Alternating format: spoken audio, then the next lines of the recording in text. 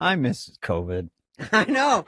Dude, you know what I knew? There was trouble when anyone that came to our country didn't have to get a vaccine. And I go, if you're telling me I can't go to work, but everyone coming in doesn't have to get one, I go, well, once we found out, when Fauci said, okay, I'm sorry, but if you've had 2 boosters and 2 vaccines, you can get and give COVID to another guy who's had 5 vaccines and 4 boosters. What's the difference between a vaccine and a booster? I don't know. It's just more vaccine, but booster sounds better.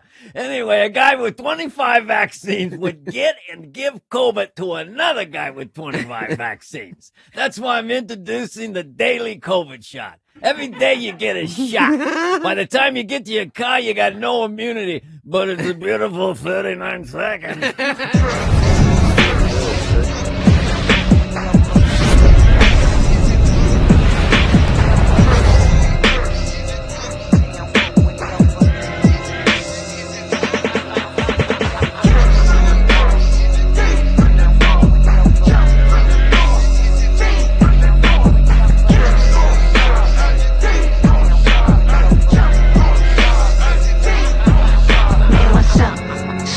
On the scissor, AK with no strap, I got the Reaper on my busy. Talking all that shit, I got the drop on where you live at.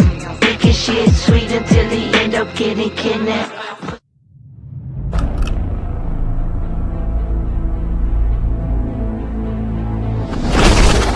Lucifer excelsis Play. In the name of our most exalted God, Satan, Lucifer. Here we go. Welcome everyone to the Best Damn Podcast. I am your host, John King. As always, I would like to thank you guys for joining me. Ask that you please add, follow, and check us out. Instagram, Facebook, Best Damn Podcast, Twitter, The Real Best Damn, and wherever you're watching from, make sure to hit that like, give us a thumbs up, leave a comment, let me know what you think, and share this link. Help me to get it out there, that way new people can find us. And yeah, guys, I'm so happy to have you. Tonight we've got one really cool one. So much shit going on. I got fireworks popping off in the background here in Cincinnati. Really cool time, 4th of July, celebrating, independence. It's America's birthday, but most importantly, right now, and you know what, I think it's really weird, honestly, that, as we celebrate independence, it's really kind of a farce, it really is. It's kind of a farce when we think about what's actually taking place on a global scale. France being one of our primary examples. Tonight we're going to take a look at France and Paris and what's taking place there. 40,000 cops have been dispatched, and you know what? I know people, and I hang out with people like school teachers and all kinds of shit, and it's so weird that they don't even have an idea of what's going on over in Europe, and I feel like there's a reason for that, because eventually, this could be the very same reality that we see in the United States of America. It's like a lot of people believe like, oh, we'll never let that happen here, or that will never come here.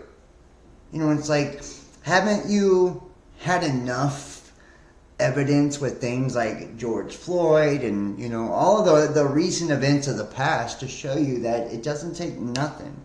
It's nothing, to really spark, chaos, destruction. And one city spreads to another city, spreads to another city, and really what it does is reinforce the narrative that the governments are trying to push to create this police state, this surveillance state, and bring us one step closer to a new world order. And speaking of a new world order, my last video had one of those little Wikipedia things warning you about New World Order and how it's just a conspiracy. So I wonder if I'm going to get tagged or hit with one of those tonight as well. I mean, I don't really give a fuck at this point. but it is what it is. I am streaming tonight from the main Facebook pages and YouTube channels and Twitter and all that good stuff, which Twitter's been down recently, right? We'll see how it goes. I will be multi-streaming this and many other episodes to come. So if you'd like to join us over on Patreon and get access to our uncensored content, our exclusive content, I'm working on so much cool shit. So much cool shit. I've been going in overtime because I'm really going to make a push to kind of, to destroy the narrative and undermine what we're being fed through the mainstream media. I feel like it's about that time. People are ready. People are ready to look at things from a new perspective. People are ready to look at things from a new point of view. It's like there's enough awareness now in the world, and I think it's a result of the events like COVID and the push for the vaccines and all of that's actually made this possible. So instead of being upset and mad, maybe we should be thanking the powers that be, because they have triggered this mass awakening or this mass awareness that we're seeing now in the global population, and France being one of the primary examples of that. We're also going to be looking at Biden and climate change. I don't know if I'm allowed to say climate change anymore, but I just said it anyways. Vaccines and so much tonight. So please, please, please stick with me. This is going to be a good one. One for the books. And let me go to the chat here. I will be checking on the chat periodically just to kind of see who's in there and see what people are doing. I see Chris S., Chrono Crucified, BDP, Zero Infinity Live, yay. Agenda 21, Agenda 2030 are infused in every facet. Absolutely, right? Like, that's where we're at right now. We're seeing the agenda for sustainable development, which really means getting rid of the useless fucking eaters. Yeah, that's where we're at now. That's what we're facing now. I do appreciate all of you guys, and I want to say thank you so much for joining me. So let's start here, and we've got so much cool articles and videos and I've never heard of IPU. Maybe you can drop some knowledge on that, Infinity, for those in the chat. I'd definitely love to see that. And those who are in the chat, please, please, please make sure to hit that like, give us a thumbs up. It just allows other people to see what we're doing here, and allows for the algorithms to pick up on the videos, so please do that. Hit the like, share this, help me to get it out there. Now, the next crusade ahead. France is shutting down the internet as riots reach the point of no return. The racial war is ahead. And we're having internet problems not just in France, but in the United States and a lot of different places. And there are many people that believe that there is a reason for that. That anytime you see this systematic kind of mechanism of control being implemented on the population, the way that you see it, in France, is kind of controlled demolition of society, this implosion and societal collapse, that the internet being this primary way that we get information to and from one another, that it's very opportunistic of the powers that be to kind of take it down. That way, they can't telegraph what's actually taking place, and the media can then control the narrative and control people's perception of the events that are unfolding. So let's go here. France is planning a shutdown of the nation's internet in an attempt to stop the world from seeing what invaders are doing to the nation. In just a moment, we're going to look at some video. The shit's wild. In just a span of a few days, France has devolved into a Middle Eastern nation engulfed in war, and it's desperate, limiting news from reaching the outside world. Yep, it's all written in the documents below, and you can see here. the reinforced security following the riots, and the new measures enforced to prevent disturbances to public order. The Ministry of the Interior would like to inform the population of the exceptional measures put into place to ensure public security and tranquility in the context of the recent riots. As part of our commitment to maintain order and stability in the affected areas, additional measures have been decided to prevent any form of violence and disturbance. Remember, this is what you call problem, reaction, solution, right? They anticipate the problem because they're the ones actually creating it, right? It's usually through these crisis actors and these staged false flag events, but they anticipate the problem, right? Create the reaction through the problem and have the solution already ready waiting, for the population to, to come and save the day. And I think COVID and the vaccines will be like a prime example of something like that, right? We're gonna drop this pandemic, but we already have to the NIH all this shit, ready for you guys to give you the solution to what's taking place. Now, from July, and I feel like it's crazy that this is actually taking place during America's independence and all of that. Now, from July 3rd, and for a fixed period, temporary restrictions will be applied to internet access in specific neighborhoods during night hours. These restrictions aim to prevent the misuse of social media and online platforms to coordinate illegal actions and initiate violence. It is important to note that these restrictions are not put in place to restrict the fundamental freedoms of citizens, and rather in order to preserve their safety as well as that of their property. In addition, the measures will not affect essential services such as hospitals, emergency services, and critical infrastructure. So they're not going to affect any of the mechanisms of the machine, right? Any of the machine that actually controls everything, they won't be affected. Just you, the normal everyday person, will be affected by this. Now, excuse me, I don't know what it is about videos, but every time I do it, I get yawns. In addition, we would like to reassure the population that telephone service, which make it possible to reach loved ones or contact medical teams if necessary, will operate normally. Mobile and landline operators will continue to operate their services without interruption to ensure the availability of essential communications at all times. And this is the Directorate General of the National Police. So there you have it, right? Coming right at you from the French government explaining.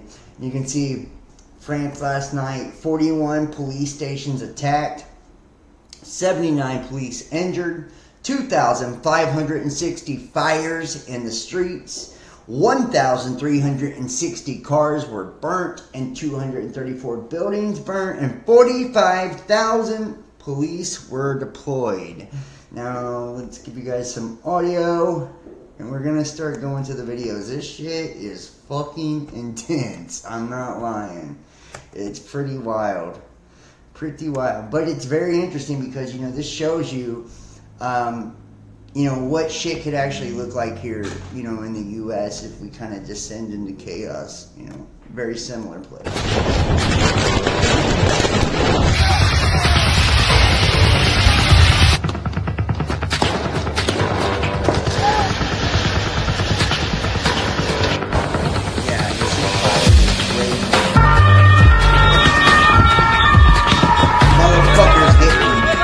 Too, right? Motherfuckers are getting buck. They're just throwing shit, just going ham. Yeah, let's do it one more time.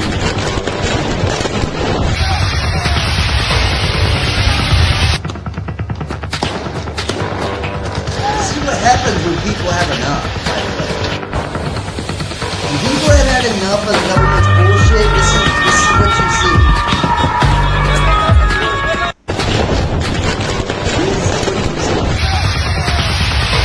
Back, I've got so much more video I want to show. So much more video I want to show. All right. And we've got a lot. We've got a whole lot.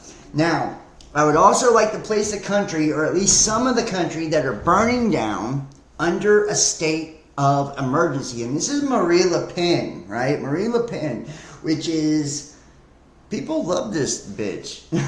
For real. People thought she was like Trump. And you guys remember? Remember Marie Le Pen?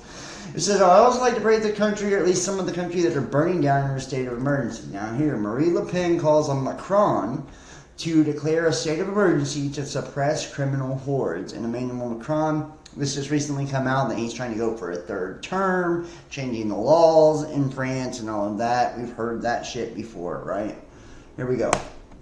Chers compatriotes, depuis plusieurs jours, and if you guys can't see this, let me go ahead and hit you with it.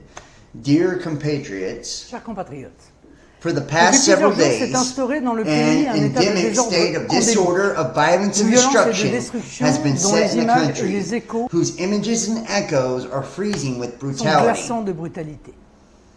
In a republic that respects itself, no event, even dramatic, no reason, even emotional, can legitimize an anarchy that wants to settle attacks on people and goods, attacks on police and firefighters, massacres in town halls, school fires, or store robberies, politicians or politicized unions who have taken the responsibility to normally exterminate these criminal acts are themselves out of the Republican field.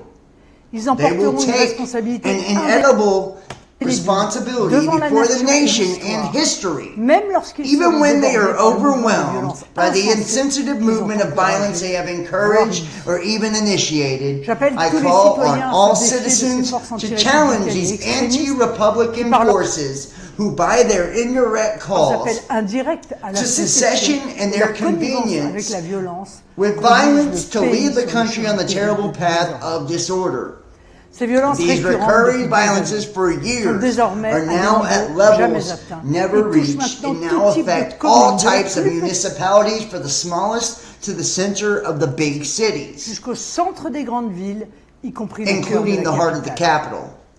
These terrible events bring our leaders back to reality, which the drunkenness and crazy ideological constructions, especially in terms of immigration, they're all drunk, I guess, and judicial laxity has made them lose their sight. The prosperity of people, order, and civil peace, as well as social cohesion, do not require an immigrant grace, but for any nation, an attention of every movement, a fight of every day. Our country is entering a period of uncertainty and anxiety.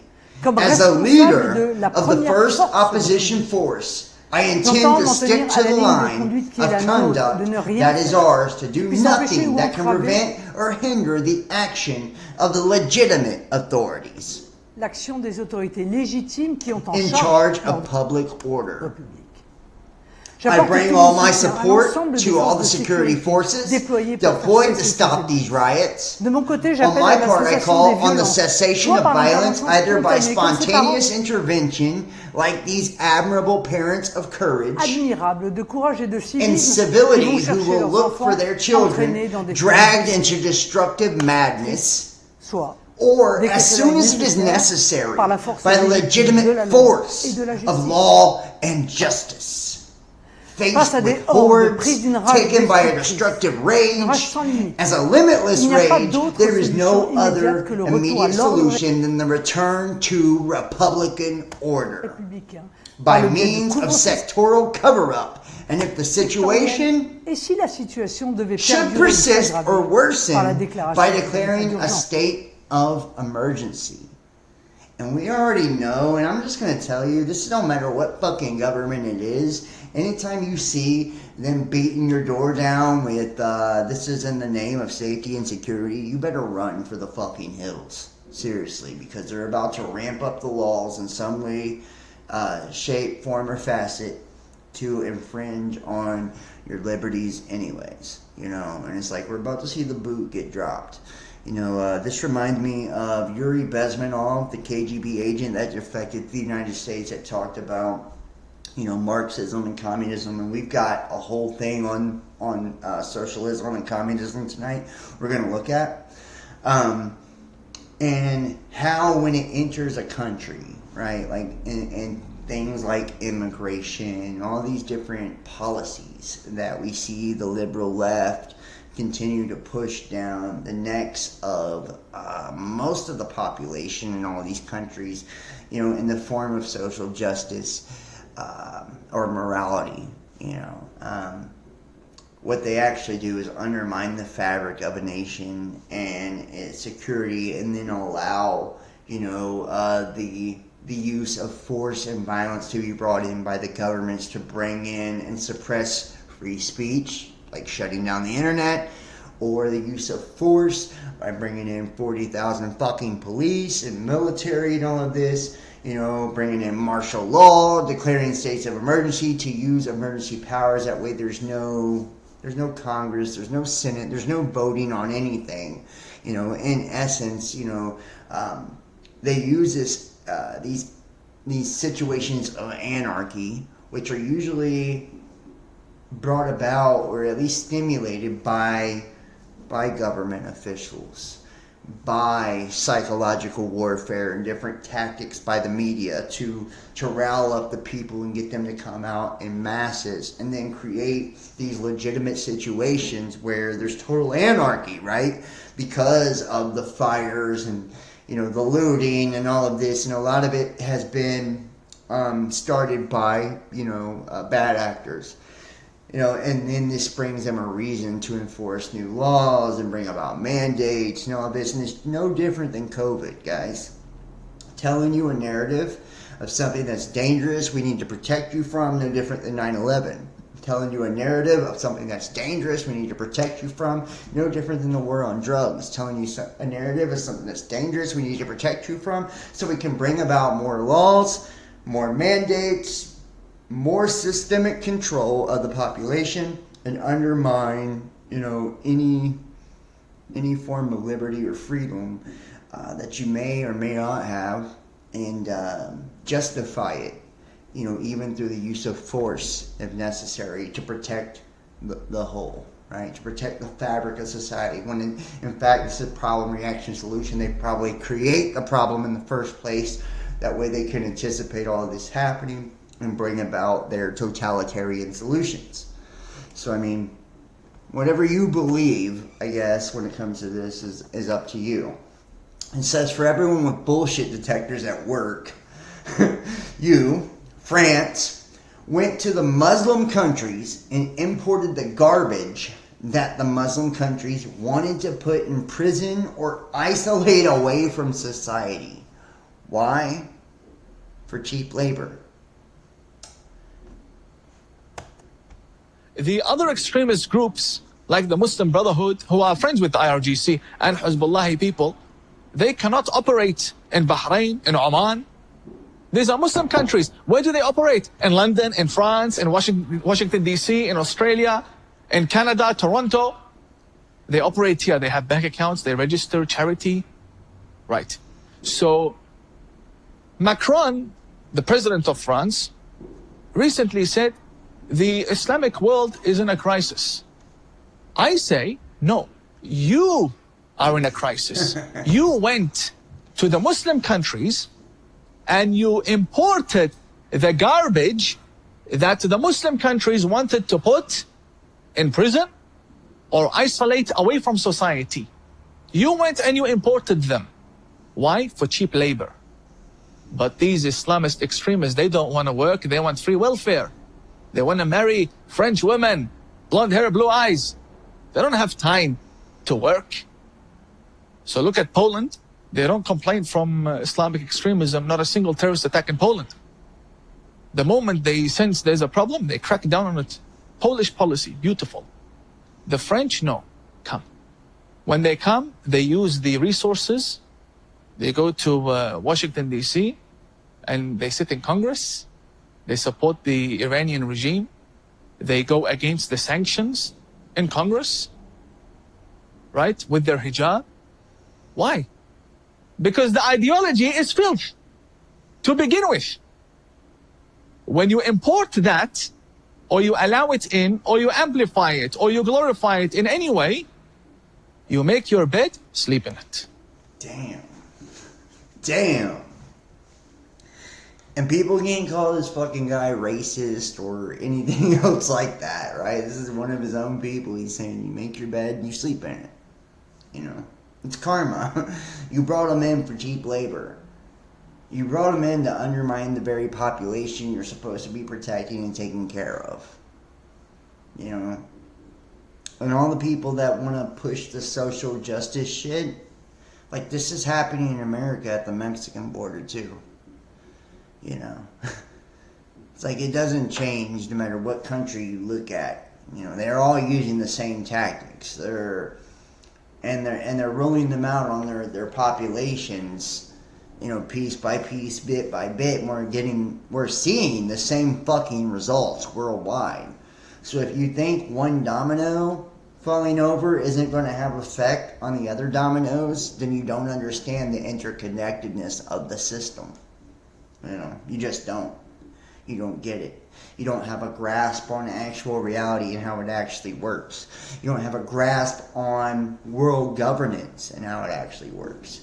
This is to undermine nationalism. This is to undermine democracy. This is to undermine, you know, the majority populations of any nation, bringing in these outsiders, if you will, right, to create this chaotic situation for cheap labor and all these terrible reasons that they bring them in. It's never a noble reason that they're bringing these people in, you know. And once, you know, the ramifications actually start to backfire in their face, it's the population that suffers, not the government.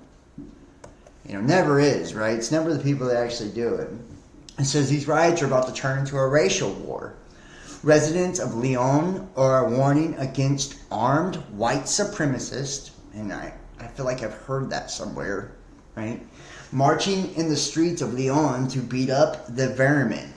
The crowd is shouting, "We are at home! We are at home! We are at home! We are at home!" The tweet translates, "Alert in Lyon. About 80 to 100 armed fascists have just left Old Lyon and currently on the Place de Terreau to attack isolated young people. Great vigilance this evening in the streets of Lyon.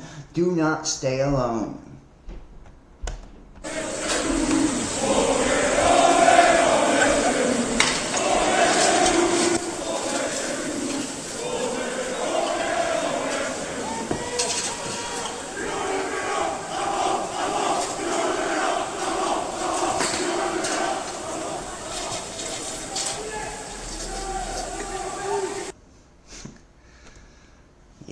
It looks so fucking familiar, doesn't it? It's like we've seen this everywhere. Or these disguised feds, like in the United States. Sound familiar, right? The feds actually being disguised as white supremacists and all of this, right?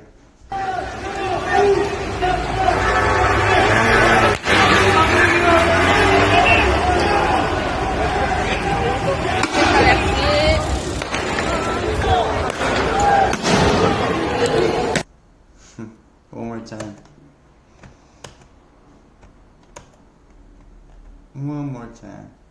Let's go back here. Sorry about that.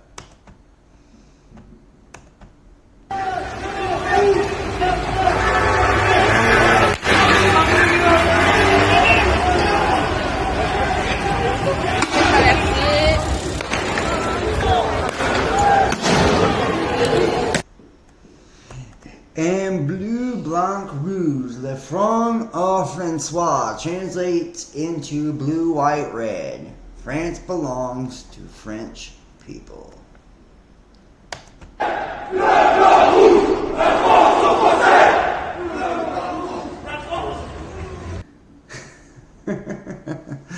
Oh shit, and French nationalists in the streets of Lyon are ready to fight protesters. La France, c'est français!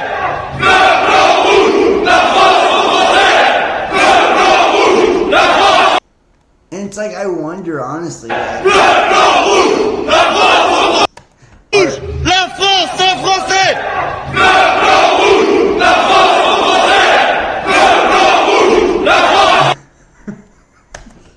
And meanwhile, Batmans are coming out of the truck. The whole multiverse of Batmans had to pull up to stop this.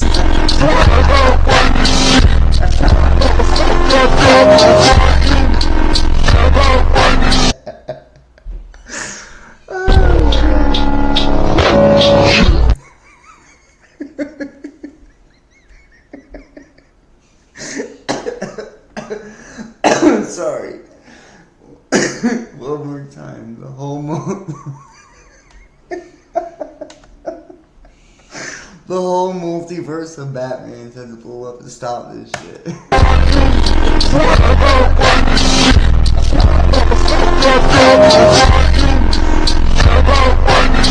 Oh fuck. Batman's everywhere. And this is the best right here. I feel like this would be me if I was in France right now. French diners enjoying wine as fire is lit by protesters.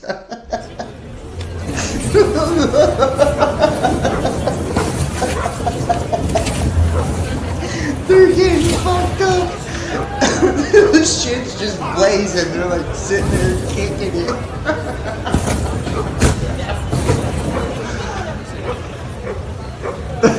What do you think they're talking about? This bitch ain't even blinking.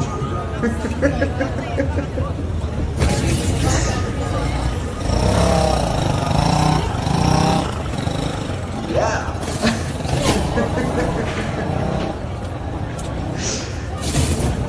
Oh shit.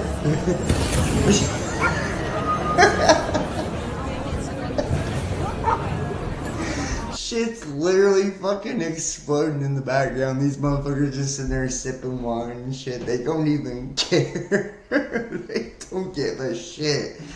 And so it makes you wonder, you know, how serious is all of this really? You know, how much do the actual population give a fuck? How much is being, you know, sweetened up for television and the internet and all of that? Or, you know, maybe these are some stone cold killers right here. I have no idea, you know, and they're numb to all the craziness because they've seen it for so many years now. They're just sitting there drinking, having a good fucking time, chatting it up as shit's exploding in the background. Talking about being, you know, super solid, you know. France isn't falling the way you think it is. The people will fall straight into the arms of state control. Digital ID, movement restrictions, social media censorship, and internet blackouts. Terrible future. You know, and I know I'm sitting here laughing because these people are chopping it up. Look, they're not even paying attention. They don't care. They're chopping it up, having a good time as shit's blowing up in the background, but truth be told, you know, this is where they're taking it. You know, whether any of this is staged or real or being, you know, pumped up for the media or whatnot, it doesn't matter. It doesn't matter. It doesn't matter if shit's really happening anymore. I don't know if you've noticed that. You know, that's the crazy part. Like with COVID. You know, it doesn't matter if it's real. It doesn't matter if it's legit. It's the perception that they push out to everyone else that matters. You know, that why do you think their panties are in such a fucking bunch to control the goddamn narrative? To control the media. To censor the internet. And all the content creation platforms and content creators. Why do you think they're so fucking pressed about silencing little people like myself and everyone else that does this? Because if you get a real view of what's going on, it will change the way you see it. You won't buy into what's being pushed down your goddamn neck and spoon-fed to you by the government institutions that actually run these media corporations. You know, and it's like, if they give you the narrative, then they can base laws off of that. They can fucking bring in the military. They can take away rights and liberties and do all this crazy shit based off of this perception because they've created a new reality or a new normal, right? Sound familiar? You know, it's like we've been through, and now people are starting to get hip to the shit too. You know, that's why people have their phones out and are trying to, you know, suss out the bullshit. It's like people better pay attention. They better wake the fuck up because we're in a time now. And here, we're going to go here. Let's go right here first. All right? Let's go right here. I want to show you some shit. Derek Bros, willing witness, his Twitter, which has blown up huge recently. I want to show you that, like, this isn't, and this is going, there's riots in fucking Germany and all over Europe as well. And look, breaking news, military landing in suburban neighbors in Larkspur, California. Massive military movements being reported in multiple states. Anyone has more info for this, please post below. Now check this out.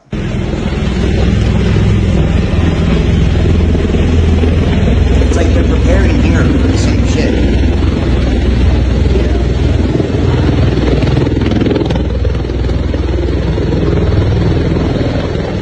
It's sad. Read this comment. It's sad that people can be controlled by fear of exaggerated things. Why desensitize people to this degree? Because that's how AI would react. Says Deborah Trudeau. Yeah, I agree. And AI is able to take the best clips that would get the best reactions and put them in your face. You know what I mean? So AI is definitely creating narratives and stories. Right now it's writing. There's people suing AI for taking stories online, right, and putting together these fucking amalgamations of all these different stories because it's, you know, stealing their intellectual property. AI is about to take shit to a whole another fucking level.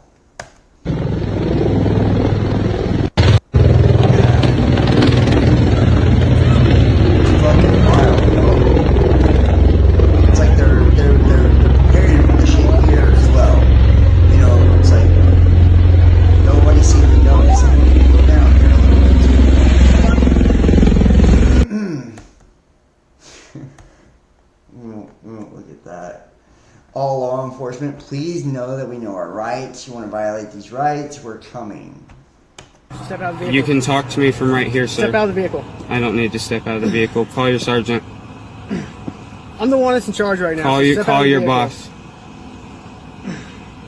I've done nothing wrong. You have his license, everything else. We have reasonable Yes, you do have my license. We clear, we run, everything's good to go. I haven't heard anything back yet. Okay. You can talk to me plain as day from right here. Is there a reason I'll that you put don't my step out of phones the right vehicle? here. Because I don't need to step out of the vehicle, sir. You guys need to do your job and know that I know what your job is as well as mine. You don't know what my job is. Okay. You have no idea what my job is. I do have not have any reason to be pulled out of my vehicle. So then you also know that vehicle. the Supreme Court said that whenever a traffic stop is made, if an officer asks you to step out of the vehicle, you step out of the vehicle. What have I done? What am I being cited with? Doesn't matter. At this point, you're being detained. I asked you to step out of the vehicle. For what? I'm not going to search your vehicle. I just want to talk to you away from the vehicle. You can't talk to me from right here. Why can't you step out of the vehicle? Because do I need to step out of the vehicle? There's court law that says that there's nothing wrong with me asking you to step out of the vehicle. The court says it's fine. What code is, or what is that? I don't have to give that to you. You can look it up later on your own time. Okay. You're on my you time know right it? now. Do you know it? I know that. I pay you, sir, and him. Everybody pays me. Okay. And guess what? So technically, I also pay taxes as well, so I also pay my own paycheck. Okay, so that's fabulous. So that means nothing to me. Okay. All this stuff you're saying. You need me to get out of my vehicle so you can talk to me. Yeah, when you're talking to me right here, that makes no sense to me. I want you to step at the back of the vehicle so you can speak with me. I can speak with you right here. You also told me that you have a knife on your person. Do you want it? It's a fishing knife. Do you want it? A knife can cut me as well as anything else. Do you want it? And it's not going to cut you. No, I don't want your knife. I don't want you to remove it because I don't want to put a weapon into your hand. I don't either. Even though you have one on you right now. No, I don't. After telling me you have one. That doesn't mean that it's still on me. Can you please call your sergeant? Dude, you see what I'm saying? Like, this is the level of insanity. This little fucktard over here, you know, with his little bitch ass. He don't even know the laws. He's just been trained to be a pussy and a piece of shit. Like, you don't even... And you know what? I just want to say, too, I've never been able to wrap my head around this. Why women reproduce with these motherfuckers? It's like... You know what I'm saying? Like, once you find out they're a cop, why do you fuck them? You know what I mean? Why do you still date them? Why do you hang out with them? Why do you do anything with them after that point? I just want to shame all the women that do that. You know? Like, you're really fucking our whole shit up by doing that. You know? It's like, why let these people continue to reproduce? You know? They're literally retarding the whole fucking pool of humanity. And they psychologically profile fuckboys like this, too. Just saying. You know. You're not allowed to be a police officer if you're somebody like me. They will not let a person like me be a police officer. Even if I wasn't a convicted felon, they still wouldn't allow that because the psychological profile is somebody that takes orders and will do things without asking questions or questioning authority. Right? So there's a certain type of person that they go for. It's usually somebody that was picked on. You know, there's a lot of weird psychological things that go into this, and it's like it makes you wonder, you know. So it's like I just really wonder why women continue to reproduce with people like this. Just saying, you know, just saying. 401k isn't all that, you know. You could probably find a construction worker with just as good of a retirement as somebody like that, you know, if that's what you're going for, you know. Yeah. And we continue to see, and there's not a lot I can show on this, but I will tell you this. This is from the documentary. What is the documentary? Suddenly Died, or Died Suddenly. The one I was talking about on Rumble, right? This is what that's from. You know, this is coming out of people's bodies. You could imagine it was those who took the little jab. You know, so we're seeing this, guys. You know, being amped up all over the fucking place. You know, that's not two suns. That's actually a reflection in the sky off of the atmosphere of the original sun. But either way.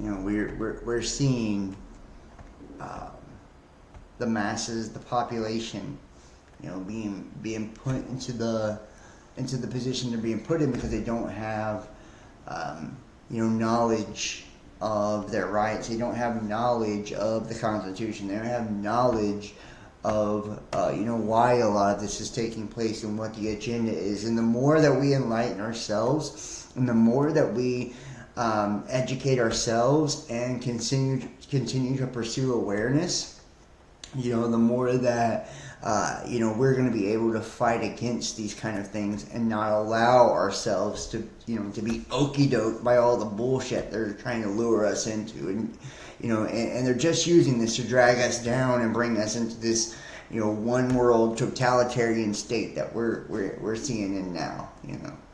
And you can see here in Ukraine preparing for nuclear explosion, as Russian troops ordered to leave Zaporizhia plant. The whole world is watching. You know, it's like they're setting it up. These are all parts of narratives, right? These are all parts of narratives, and they're being used. And this is the French riots.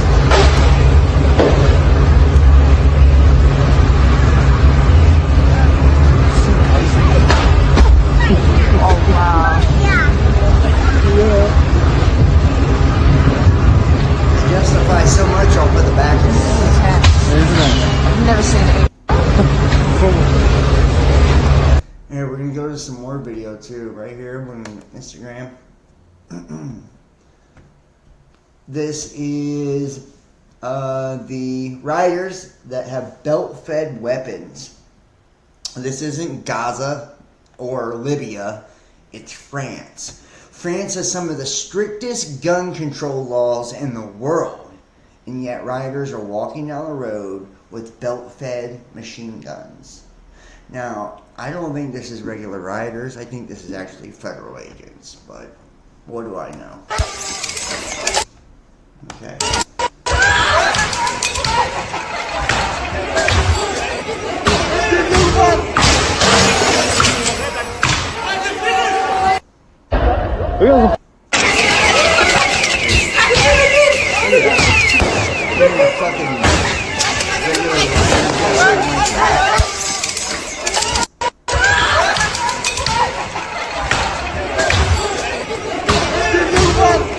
And look, at the bottom here it says, at this point, my personal opinion isn't that this riot is a result of some bad actor group. It's way too organized, funded, and armed to be just a random riot. Something is going on. Just like George Floyd. When I came home, I was in, I think it was in Nashville, Tennessee, at the time of the George Floyd shit. And I remember coming back to Cincinnati and seeing, like, state troopers and highway patrols and all this shit, like, literally, like, lined up and down the sides of the highways and the curfews being implemented. And it's like, why? Because of some bullshit footage of a cop that didn't have a real badge or license plate, you know what I mean, that played on cash cab. You know? And it's like, you can see a whole country being undermined and taken down now because of, you know, federal agents of that country, you know, pushing a particular narrative. The same way that, you know, we've seen happen here time and time again. Tonight, more violence in France on the fifth day of rioting. A grenade exploding in Marseille. And more arrests, dampening hopes that the worst may be over. This after more than 1,300 people were arrested last night alone, with 45,000 police officers on the streets. Hundreds of them have been injured so far, authorities say. Amid the chaos, looting overnight, hundreds of cars set on fire. And the State Department urging Americans to stay away from the protests for their safety. Urging Americans to stay away from the protests for their safety.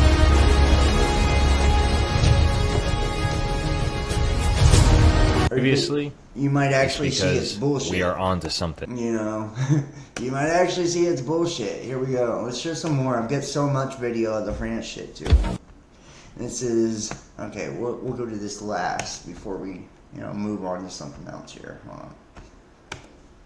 And everybody in the chat tonight, you know, please, you know, I would love to hear your thoughts and comments. I will read it. This is Brussels. And I want to show you this too. This is not just happening in France now. Belgium has now also riots going on as well.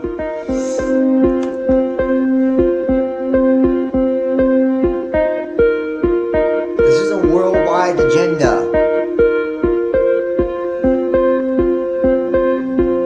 Order out of chaos.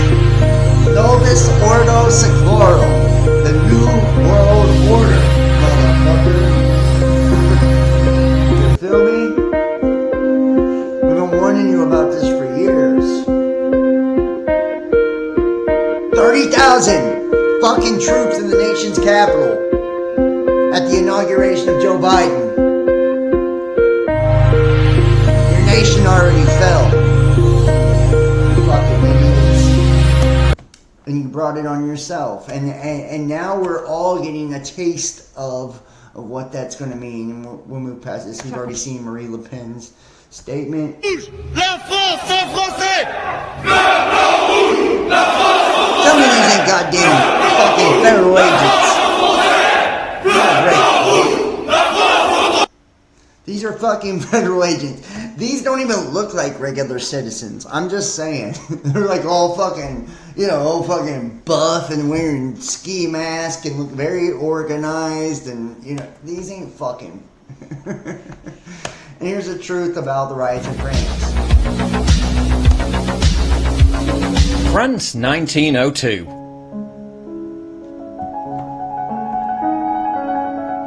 France 2023.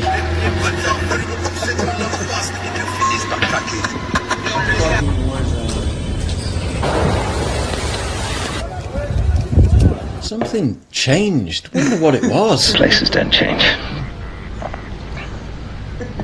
Only people. Spare a thought for wealthy, liberal, middle-aged Americans who are about to spend their 2-week summer vacation in the city of love.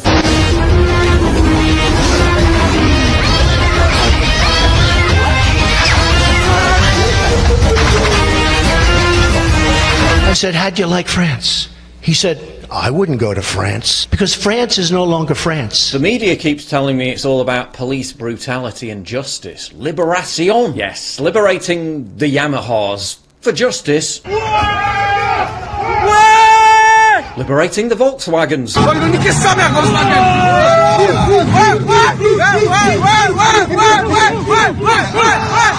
Liberating the washing machines to fight police brutality.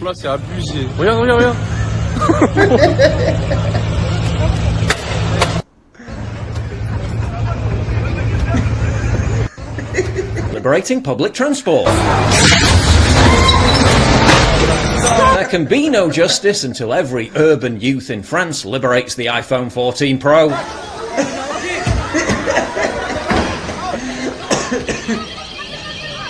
And a new pair of Nike Air Jordans.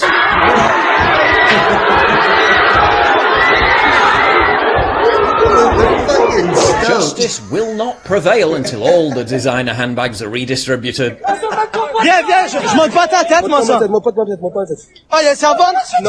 But small businesses across the country were looted too. Please do not break my other windows. I need them to pay your mother's welfare payments. Justice is destroying your small town's only pharmacy so the local community can't buy essential supplies. The media Please don't break my other windows. I need you to pay your mother's welfare payments. I wouldn't break that guy's windows just on GP if they put that up. I'm just saying, liberating the Nike Air Jordans, the iPhones. Yeah.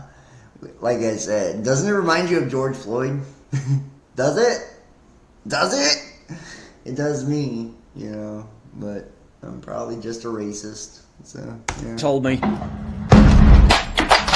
Justice is looting budget grocery stores so no one can buy cheap food anymore.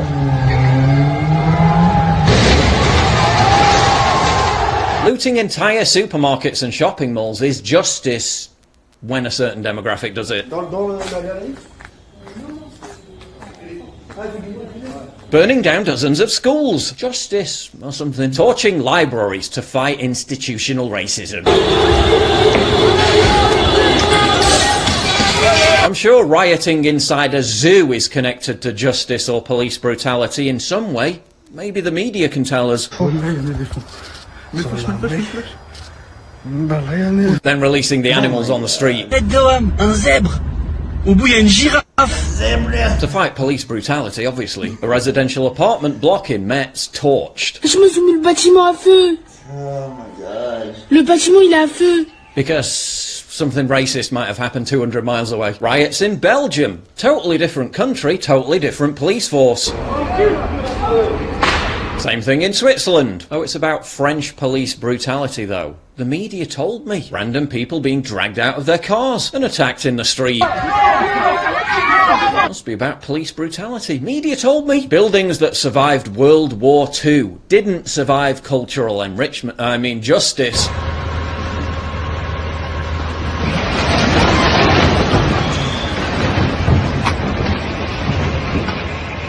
I'm just waiting on CNN to arrive on the scene to give us their hot take. Largely peaceful demonstrations. We'll get more reaction to all this after a word from today's video sponsor, Lord Watson. Yeah. So, I mean, if at this point, you know, you even buy into these narratives, which I would hope and fucking pray, if you're watching this video, you don't. You know, you're not one of those people. every now and then a goofball stumbles across my shit, so I'm not surprised. But you know, I would hope at this point, you know, you have recognized, you know, all of this for what it actually is. You know. And when all the politicians line up and they all get involved in the same, like, you got Le Pen and fucking Macron, and they're all calling for the same thing, you better beware, motherfucker. You better beware. You know, whenever the right and left get together in alignment with one agenda, that agenda is never good. It's never good. It's never something that we, the people, the masses, the population, you know, would want for ourselves. You know, when they bring about a lot of this, because this will justify the actions that they will introduce later on. You know, so that's France for you. You know, that's France for you, for those who are interested. I think it's amazing, fucking absolutely astonishing that more people don't know what's taking place in France right now. You know, I do.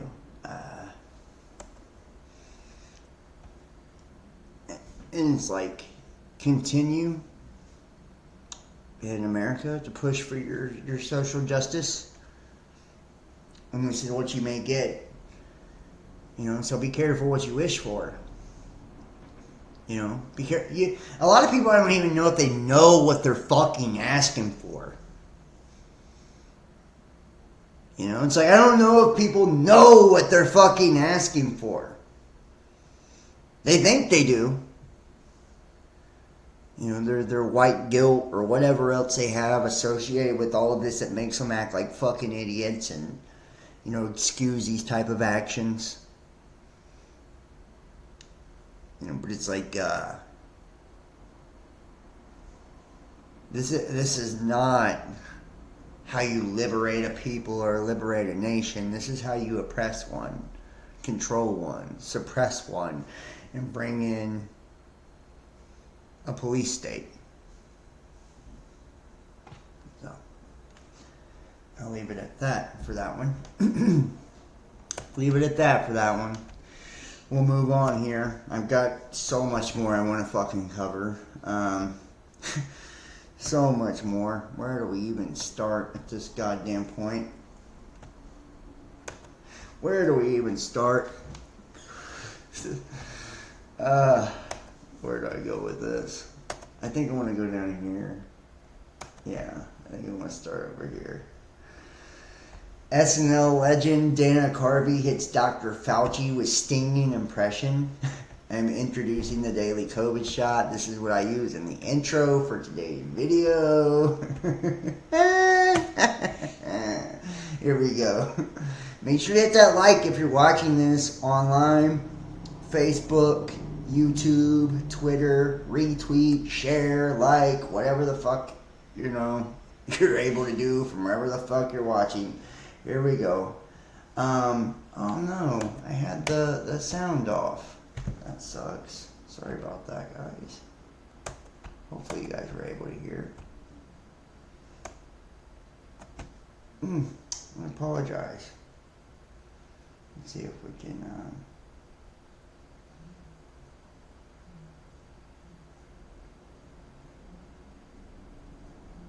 And let me know if you guys can hear and see this and all that good shit. Here we go.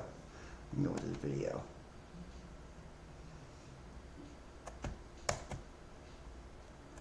I miss COVID. I know. Dude, you know when I knew there was trouble? When anyone that came to our country didn't have to get a vaccine. And I go, if you're telling me I can't go to work, but everyone coming in doesn't have to get one, I go, well, once we found out, when Fauci said, okay, I'm sorry, if you've had 2 boosters and 2 vaccines, you can get and give COVID to another guy who's had 5 vaccines and 4 boosters. What's the difference between a vaccine and a booster? I don't know. It's just more vaccine, but booster sounds better. Anyway, a guy with 25 vaccines would get and give COVID to another guy with 25 vaccines. That's why I'm introducing the daily COVID shot. Every day you get a shot. By the time you get to your car, you got no immunity. But it's a beautiful 39 seconds. Yeah. And I mean, a lot of people wasn't too happy with that whole skit. So, but I think it's hilarious. Legendary SNL alum Dana Carvey mocked former National Institute of Allergy and Infectious Diseases director Dr. Anthony Fauci during a recent podcast with former SNL colleague David Spade. The two poked fun at Fauci's COVID-19 guidance throughout the years of the coronavirus pandemic, with Carvey giving his best impression of Fauci trying to convince Americans to take a daily COVID shot that grants immunity for up to 39 seconds.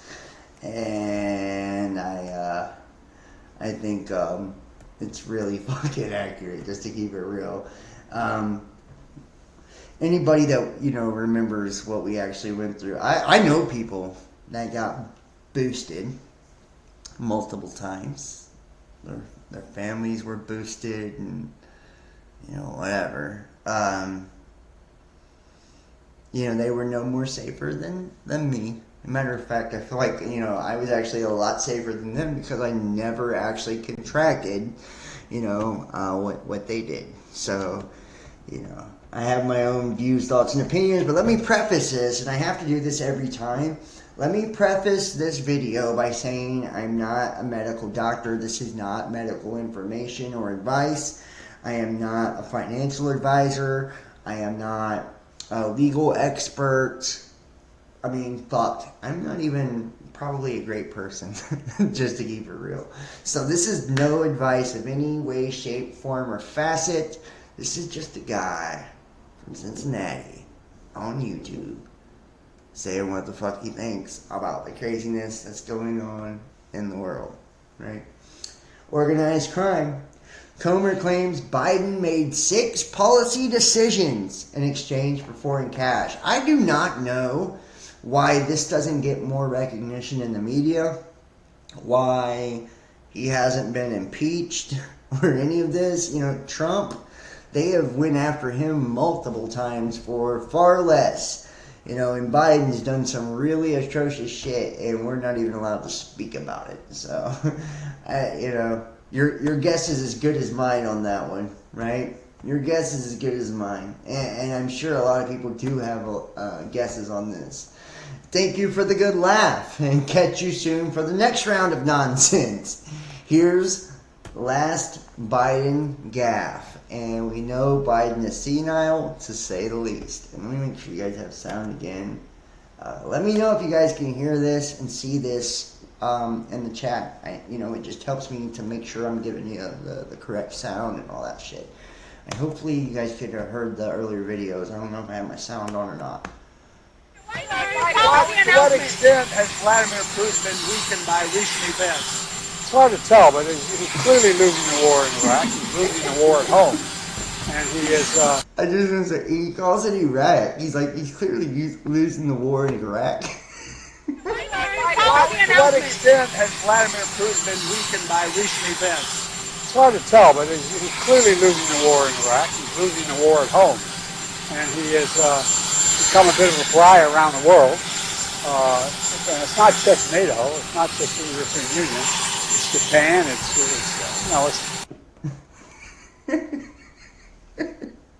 that old ass motherfucker. He's like, yeah, they're clearly losing the war in Iraq. Okay. Do you think this accumulation of amazing gas could be on purpose? What if even Democrats want to get rid of him? Probably because they don't want Kamala as president. And they're not going to have RFK Jr. They're tearing that motherfucker up.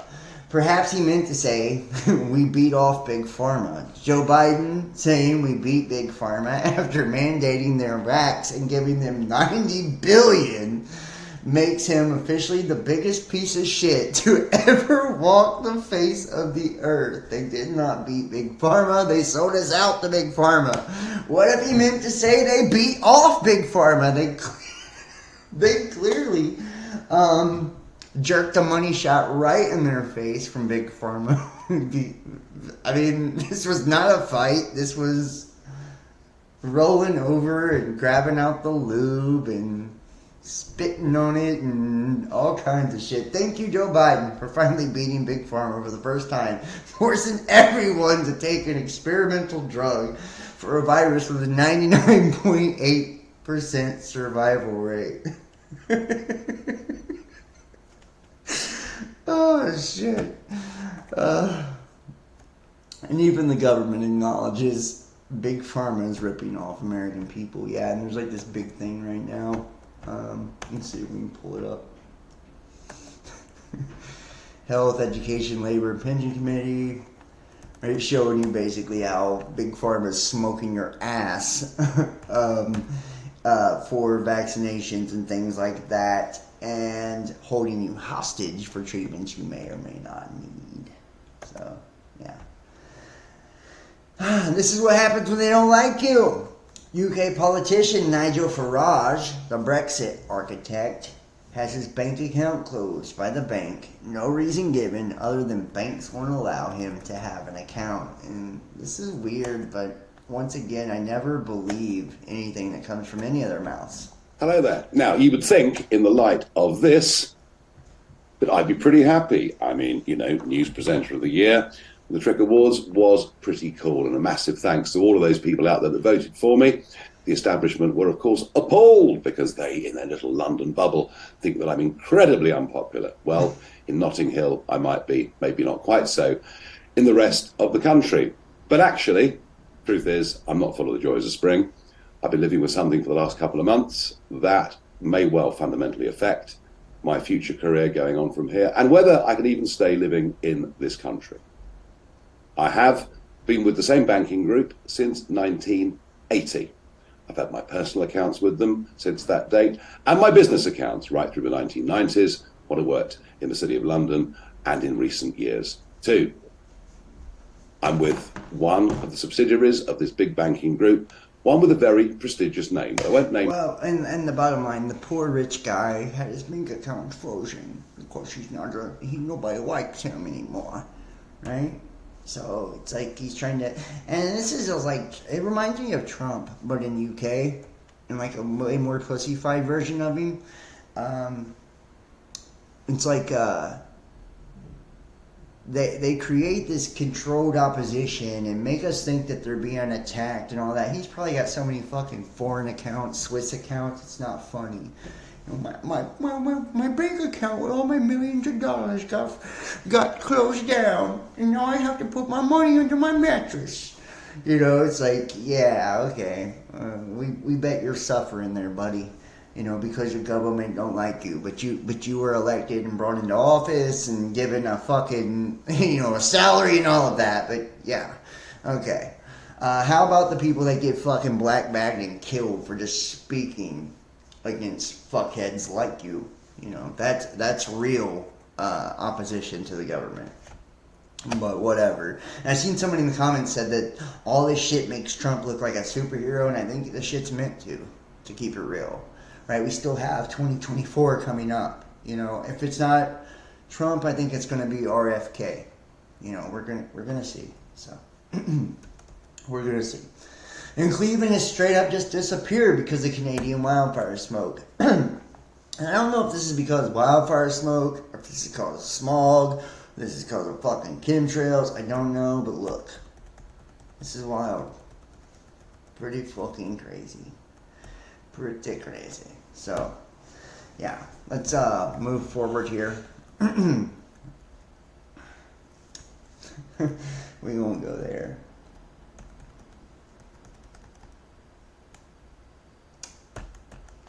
And King Charles and Sadiq Khan unveil the climate countdown clock. Aren't you excited? 3, 2, 1. Thank you. So, for those of you who were at COP26 in Glasgow and COP27 in Sharm el-Sheikh, you will be familiar.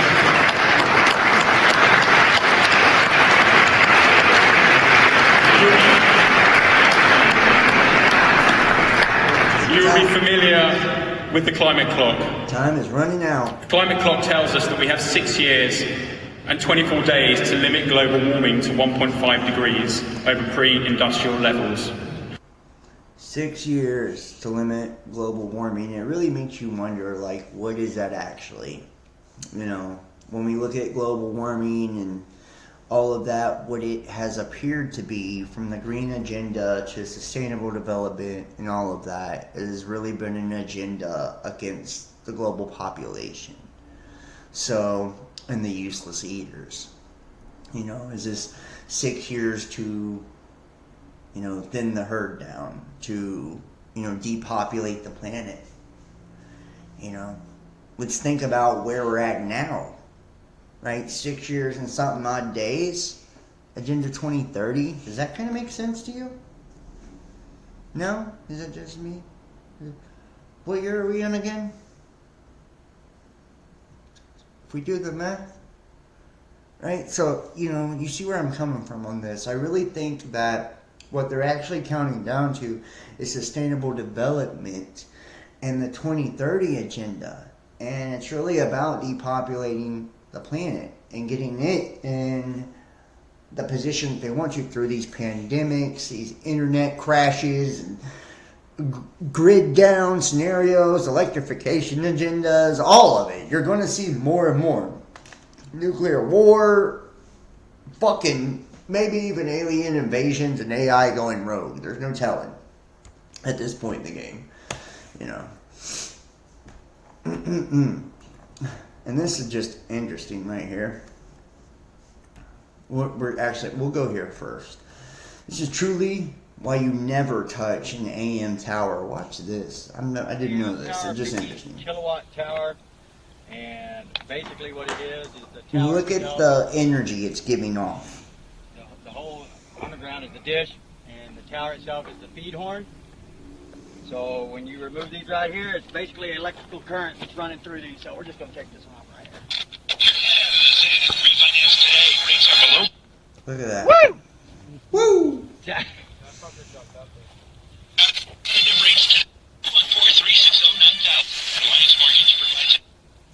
And let me know if you guys can hear me and see me okay. I think I asked that before and nobody even said anything. Do not touch. Fucking crazy. That's why. Never touch an AM tower. Yeah, that's why you don't touch an AM tower, right? And it's like, just saying, that's pretty fucking wild. Now, how about this? The body cam of the police officer shows him tracking and killing the mass shooter at the Allen Outlet Mall in Texas. Tell me if this is real. Go! Keep moving!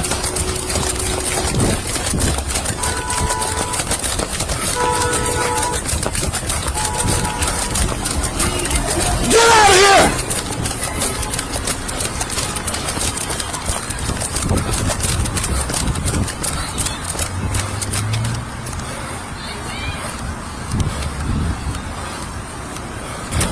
What? Yes!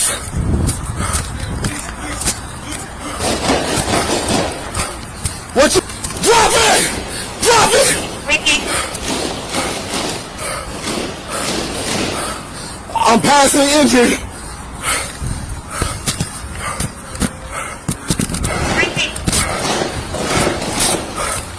I'm moving as fast as I can trying to get over there.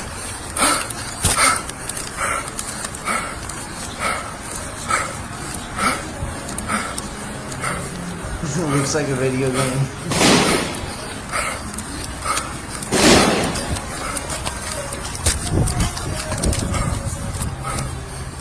Everybody's going towards action. I'm about to... I hate to say it, but it's like, it's hard for people to buy into this anymore. We've seen so many of these scenarios, in so many different cities.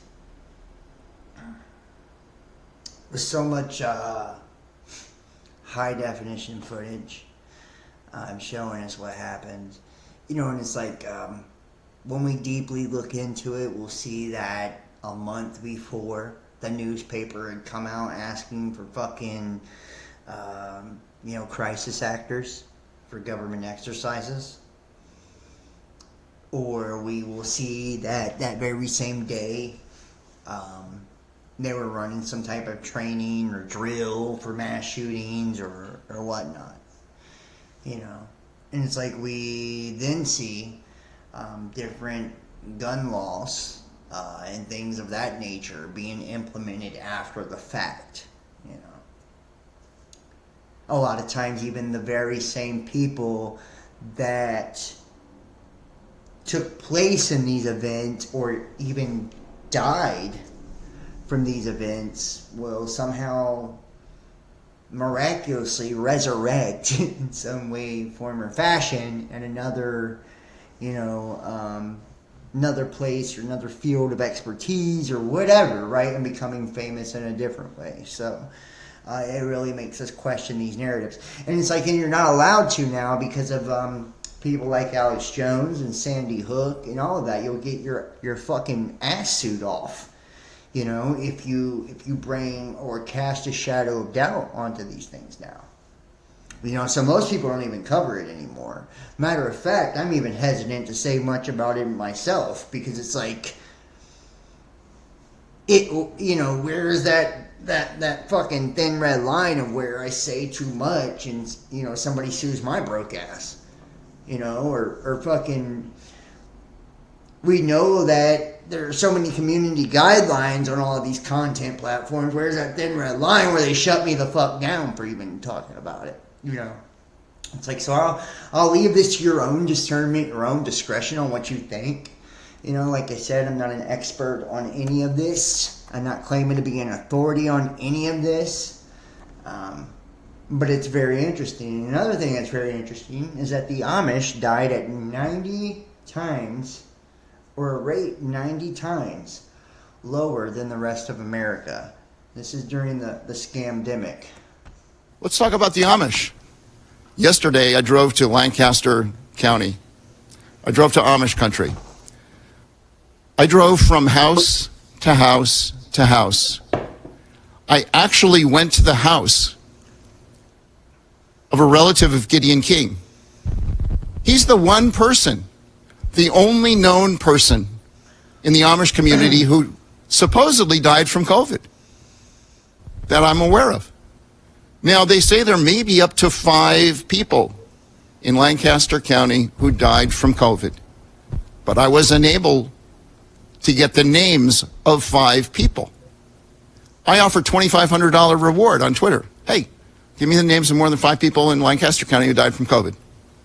Not a single person was able to name more than one person. They all named Gideon King. One guy. So I talked to I actually went to the house of Sam King, who's a relative of Gideon King, and I talked to Sam. He doesn't know if Gideon actually died from COVID or not. Yeah. He died in the hospital. They think it was COVID, but maybe he died from the COVID hospital protocols. And that's like what I feel like happened to my dad. Some of you guys that have watched me for a period of time will know that my father died in October of 2020 during the peak of all of this taking place. And he was already, you know, sick from other things. He had diabetes and was on kidney dialysis and a lot of things. But the protocols, you know, for COVID, I feel like is what actually put him away as well. You know, remdesivir and the fact that it was taken off the market during the AIDS epidemic, which Fauci was also, you know, under control of, you know, in the NIH years and years ahead of time. The remdesivir, and it had the known effects on the kidneys, right, shutting them down. And that's kind of what happened to him, is he had, you know, his system essentially shut down from the protocol or the treatment. You know, lung shut down, then and collapse, and then the heart stopped, and then the brain died, and then they pulled the plug. Right, the same thing they did with all these people after they put them on ventilation. Same thing happened to my dad. You know, it's like, I mean, I wish, you know, myself and my brothers, especially like my baby brother, could sue the fucking pants off of these doctors for malpractice. You know, but a lot of this shit was swept under the rug, never to be talked about. You know, never to be brought up. You know, but it's like, you see now that it's all coming out, and this is what's funny is like all the people, those motherfuckers at the World Economic Forum that were pushing all this shit on us and the CDC, isn't it weird how they all stepped down and backed out of the spotlight right before all the truth starts coming out? And I'm going to show you too a video. Let's see if I can find it. I might have to, it might take a second.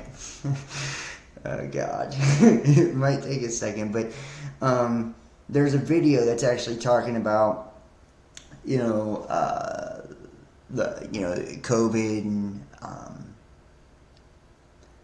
how not only were a lot of the statistics fake, but you know, a lot of those very same people that were pushing these narratives are no longer.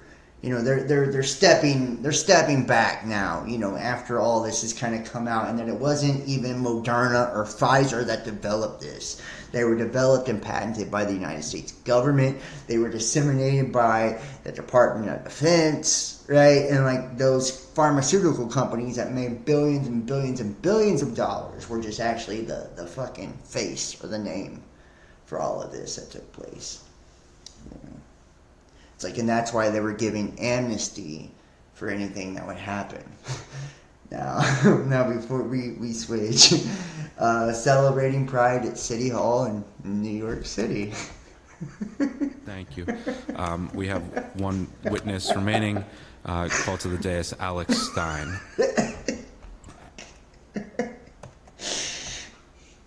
Sorry. Hit the light. Water. My mic on? Last time I didn't have it on. You guys are crazy. Y'all never turn it on. I got Selvina, got the camera out. I'm Primetime 99. So I sued y'all, and you guys are auto-settling because you guys don't believe in free speech. I'm a pimp on a blimp. And I want to say, I love New York. This Pride Month has been so great. I've had so much anal sex. Like last night at that parade, I learned this new song. You ready? Jizz on my face, jizz on my face. I need that jizz post haste. Stick that dick deep in my shit. I want it in my poopy zone. I want to be a poopy clone. I love poop and gay sex. Pride Month is the very best. That's why I stick it deep in your butt. Yes, that blood's not from a cut. It's from the insertion. 'Cause I stick it deep. 'Cause I am an anal super freak. I love free speech. It's so great when I walk down the street and see some gay sex oblate in front of my face. I love gay sex and the taste of jizz sticking in my mouth. Jizz, I love it so much. I love Pride. It's the best month. I love Pride. I love it so much. So I learned that song last night at Pride. My girl AOC was there. AOC! I miss you, baby. I'm sorry. Please unblock me. I want to talk to you on Twitter. And also, Oswald, I had some anal last night you would be jealous of. And I know you guys are all homosexuals because everybody in the city's a homosexual. And I love it.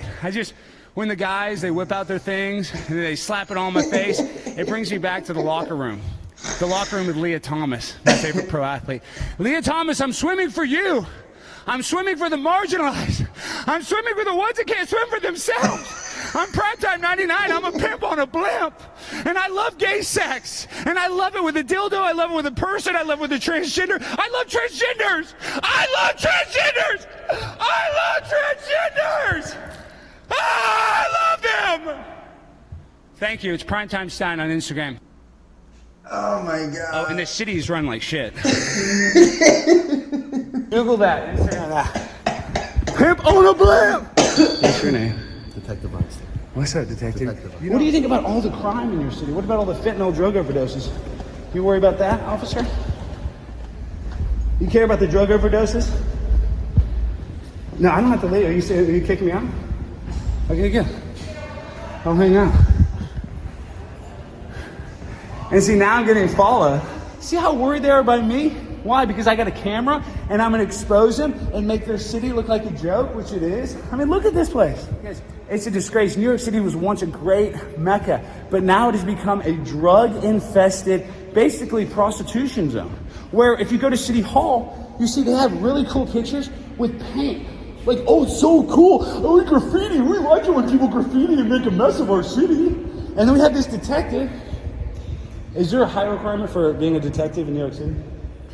Is there a height requirement? There's not. You don't have to be 6 feet to ride this ride?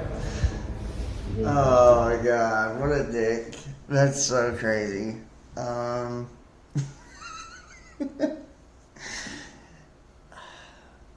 that's a sad, I mean, he's a jerk off, obviously. But a jerk off trying to make a point.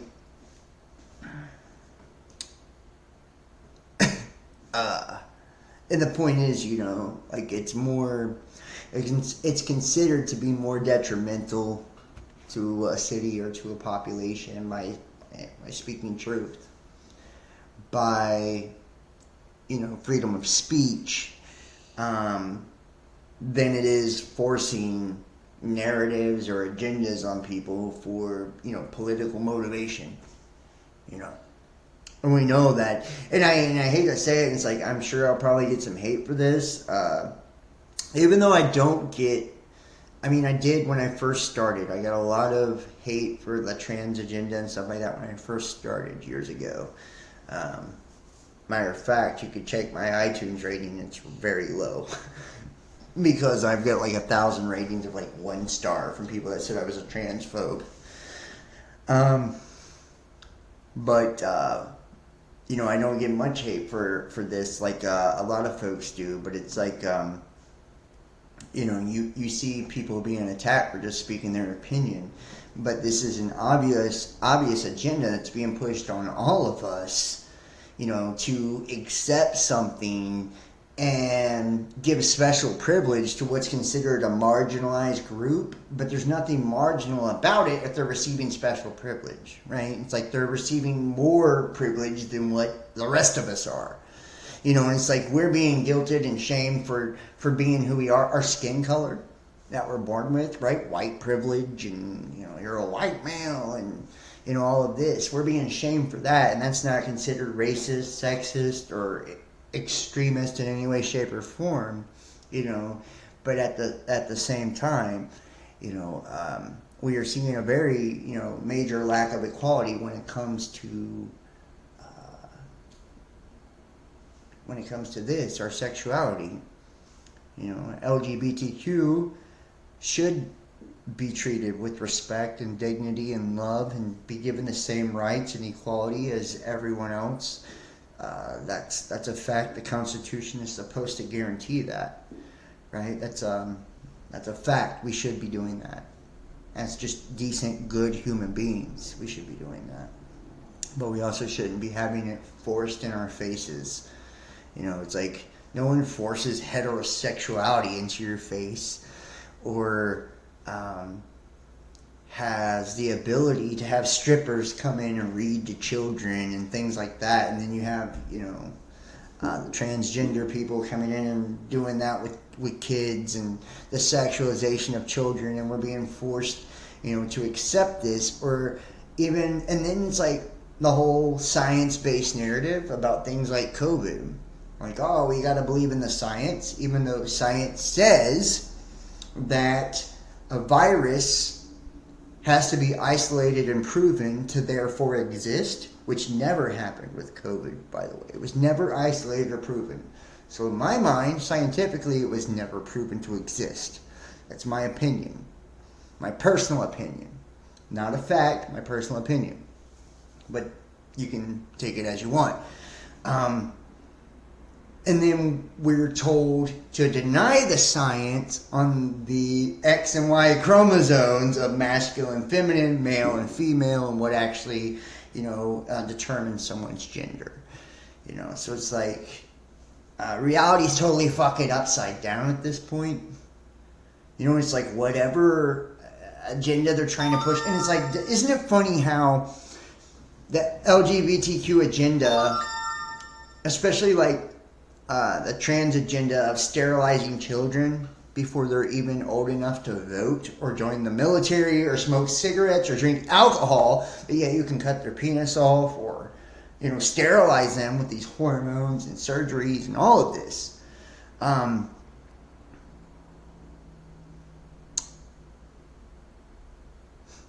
It's like, to me, it's very obvious that this is part of an attempt to depopulate all of us by taking our ability away to reproduce. It's got nothing. They don't give a fuck about you. Like, that's what I want to stress to people. It's like, am I against trans people? No. I used to have a trans co-host. If you guys remember Bailey from years ago, Bailey was a great person. Very, very intelligent. Probably the best person I ever had work for me, by the way. Do I hate, gay people? No. A lot of my audience is gay. One of my best friends is gay. I love everyone. So I have nothing against any of them. But it's the fact that, they are using those people, as a reason to piggyback and bring in their fucking policies that actually infringe on our freedoms, infringe on our rights, and push a particular narrative to depopulate, sterilize, and control what we even see as reality. You know what I mean? It's like bringing our whole perception into question and saying, no, we'll tell you what's real. We'll tell you what science is. You don't tell us. There is no standard for any of that. There is no intellect that goes into any of that.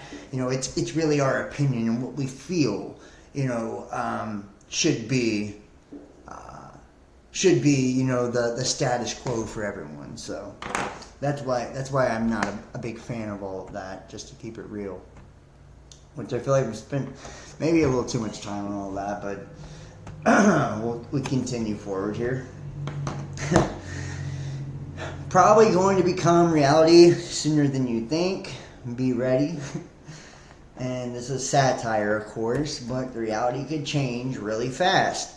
Be prepared. In a show of solidarity with Ukraine, Biden cancels the 2024 U.S. elections. This is fucking hilarious, and people think that this couldn't be real, but it very well could. In a recent study, international researchers have compared the external ears of more than 1,400 people of multiple nationalities. They found that the ear is as good as an identifier of an individual as a fingerprint or DNA, can even distinguish between, identical twins. So if these scientists tell the truth, Epstein may have a body double. Look at the pictures below, and Epstein alive and Epstein dead, and his ears. And you guys have seen this with the Bill Hicks and Alex Jones shit as well, using the ear essentially to identify someone's personality. And I can promise you, you knew this when he died. Says Kimberly F. Says, I knew this when he died. Yeah, a lot of people did. A lot of people knew that what we were being told about all the Epstein shit was just horse shit. To be honest. Like, his suicide and all that. Like, a lot of people think he was suicided. Some people think that he was removed and there was a body double put in place. Excuse me. Here comes the aunts. To allow, him to escape and probably, change his identity and whatnot. So, Supreme Court strikes down Biden's student loan forgiveness plan. I'm pretty sure we all knew that was coming. That was something that was never going to be put into place. Biden delivers remarks on the Supreme Court's decision on the student relief plan. And Macron blames the social networks for the riots in France and says authorities will take steps to remove sensitive content and identify those who call for disorder on the platforms. And then you see the internet, kind of going down here in France. Now, the Washington judge orders female-only spa with compulsory nudity to admit transgender women with penises, after the owner said facility was for biological women only, and pre-op trans activists complained. So it's like I could come in with my cock and essentially kick it asshole naked with the women at the spa if I just said I was a girl, Not that I would do that or anything, Not that I'm considering that. Or like I would like to hang out in a spa with a bunch of naked women or whatever. I would be into that. Yeah. I'm sure no guy would. I'm sure we'd have no reason to bring our swinging dick into the goddamn female-only spa. There'd be no ulterior motives in that whatsoever. But, hey.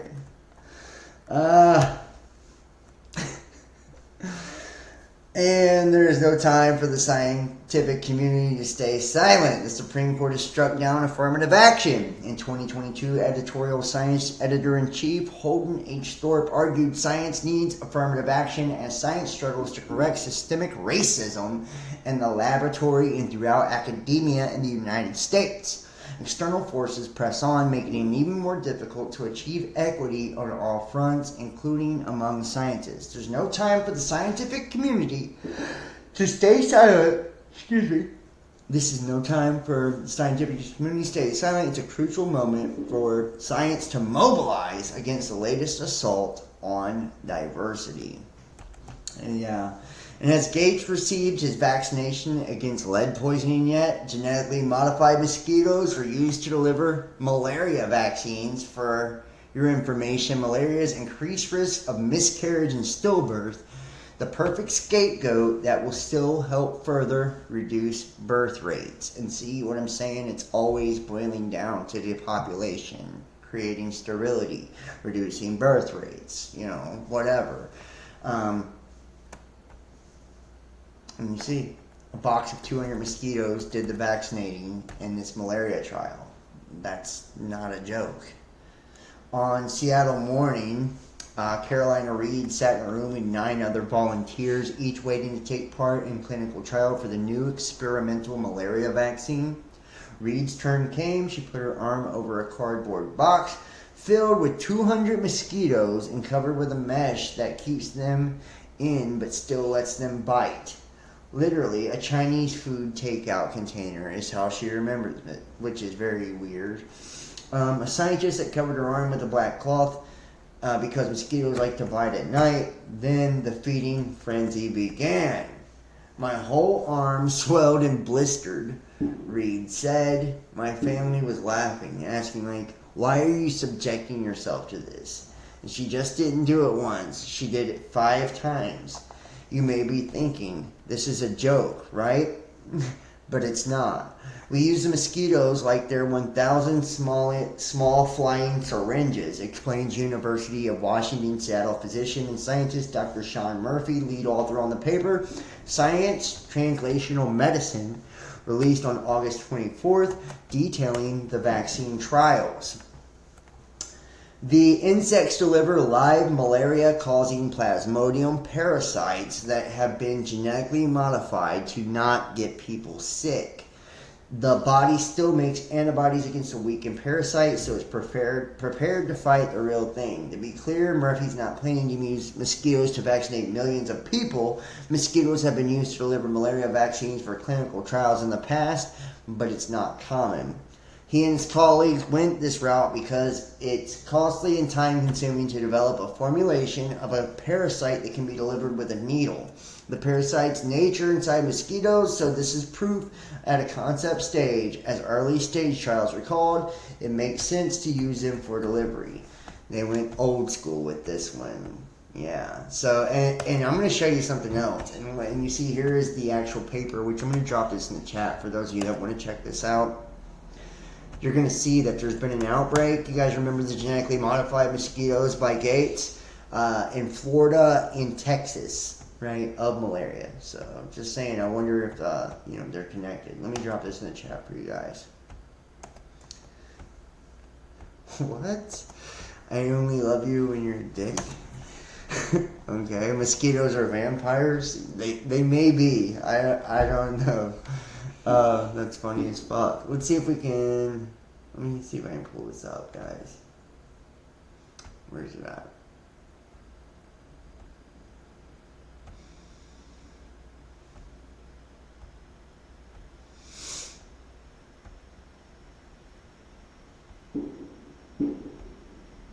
You guys can hear this literally. All the fireworks going off in the background. I live, right in the city here, so that's why. Let's see. And then we'll get to the communist goals and all that. Yeah, here we go. Another Bill Gates catastrophic mess is about to hit the U.S. Do you have enough insect spray? Malaria reported in the 2 states that allowed billions of Bill Gates funded genetically modified mosquitoes to be released. Malaria cases discovered in Florida and Texas marked the first local spread of the disease in the U.S. in 20 years. How about that? Nothing to see here, right? You see what I'm saying? Like they literally, release these, and they're using them, in these trials. But at the same time, now we're finding malaria actually where they released these fucking, genetically modified mosquitoes. Now, how about this? Veteran biology professor who has been teaching that sex is determined by chromosomes X and Y for 20 years is fired after 4 students walked out of his classroom in Texas. This is fucking crazy. This is fucking crazy. The guy literally gets shit canned for teaching you real science. It's like, but we trust the science when it comes to vaccines, but we don't trust the science when it comes to gender. Veteran biology professor who teaches scientific fact that sex is determined by chromosomes X and Y is fired after 4 students walked out of his reproductive class accusing him of religious preaching. Say what? Dr. Johnson Varkey claimed he was let go from his teaching position at St. Philip's College in San Antonio after he was accused of religious preaching. He was discussing the human reproductive system on November 28, 2022, when 4 students stormed out of the lecture. Varkey was the accused of discriminatory comments about homosexuals and transgender individuals, anti-abortion rhetoric, and misogynistic banter. Imagine that, just because you said that X and Y chromosomes actually determine your fucking sex and you're a goddamn professor of biology. Yeah, at a university, nonetheless. So, right? How about that? A fictional warning about the hidden agendas of AI. Raiden, are you having fun playing with the new AI toys? Well, yeah, I am. You can make pictures of cute anime girls and... Enjoy it while it lasts, Raiden. What do you mean? Did you really think that civilians would be granted unrestricted access to such powerful military weapons forever? Military weapons? Are you implying that this technology was created by the government? Of course it was. This AI technology has been used by the intelligence agencies to warp the public's perception of reality for years. All in the name of national security, of course. But why would they suddenly make the tech public and let everyone start using it? Why would we indeed, Raiden? What? What in the hell are you? Your question is irrelevant. By creating a new problem, we can cultivate a desired reaction to it in order to manufacture consent for our preferred solutions. In short, it's justification for a war. A war? On who or what? A war on misinformation. By arming the public with these AI weapons, everyone becomes a potential enemy combatant. Then we will have justification for unprecedented security measures. It all comes down to confusion and identity, Raiden. Identity? Identity. This AI technology is Pandora's box. Pretty soon, the internet will be mired in total illusion. Perfect AI speech, audio, and video synthesis will drown out reality.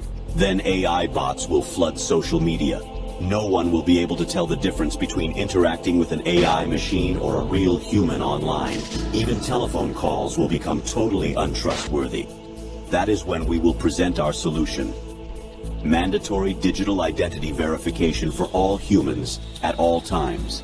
The only way to ensure that you're dealing with a real flesh and blood human being and not an AI-generated mirage.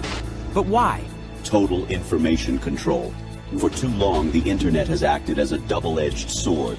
Its potential for anonymous user activity allows anyone at all to spread any thoughts, ideas, or information patterns that they please with impunity. State secrets, dangerous ideas, ludicrous conspiracy theories, misinformation, and disinformation. Until now, there has been no easy solution to this problem. Our digital identity platform will finally put an end to anonymity online. It will allow us to trace misinformation and other dangerous communications to its source and exact appropriate justice. How about that? I ain't talking about fucking predictive programming. Next, Obama and Bush warned not to challenge the official 9/11 story. I'm aware that there's still some who would question or even justify the offense of 9/11. But let us be clear. Al-Qaeda killed nearly 3,000 people on that day. The victims were innocent men, women, and children from America and many other nations who had done nothing to harm anybody.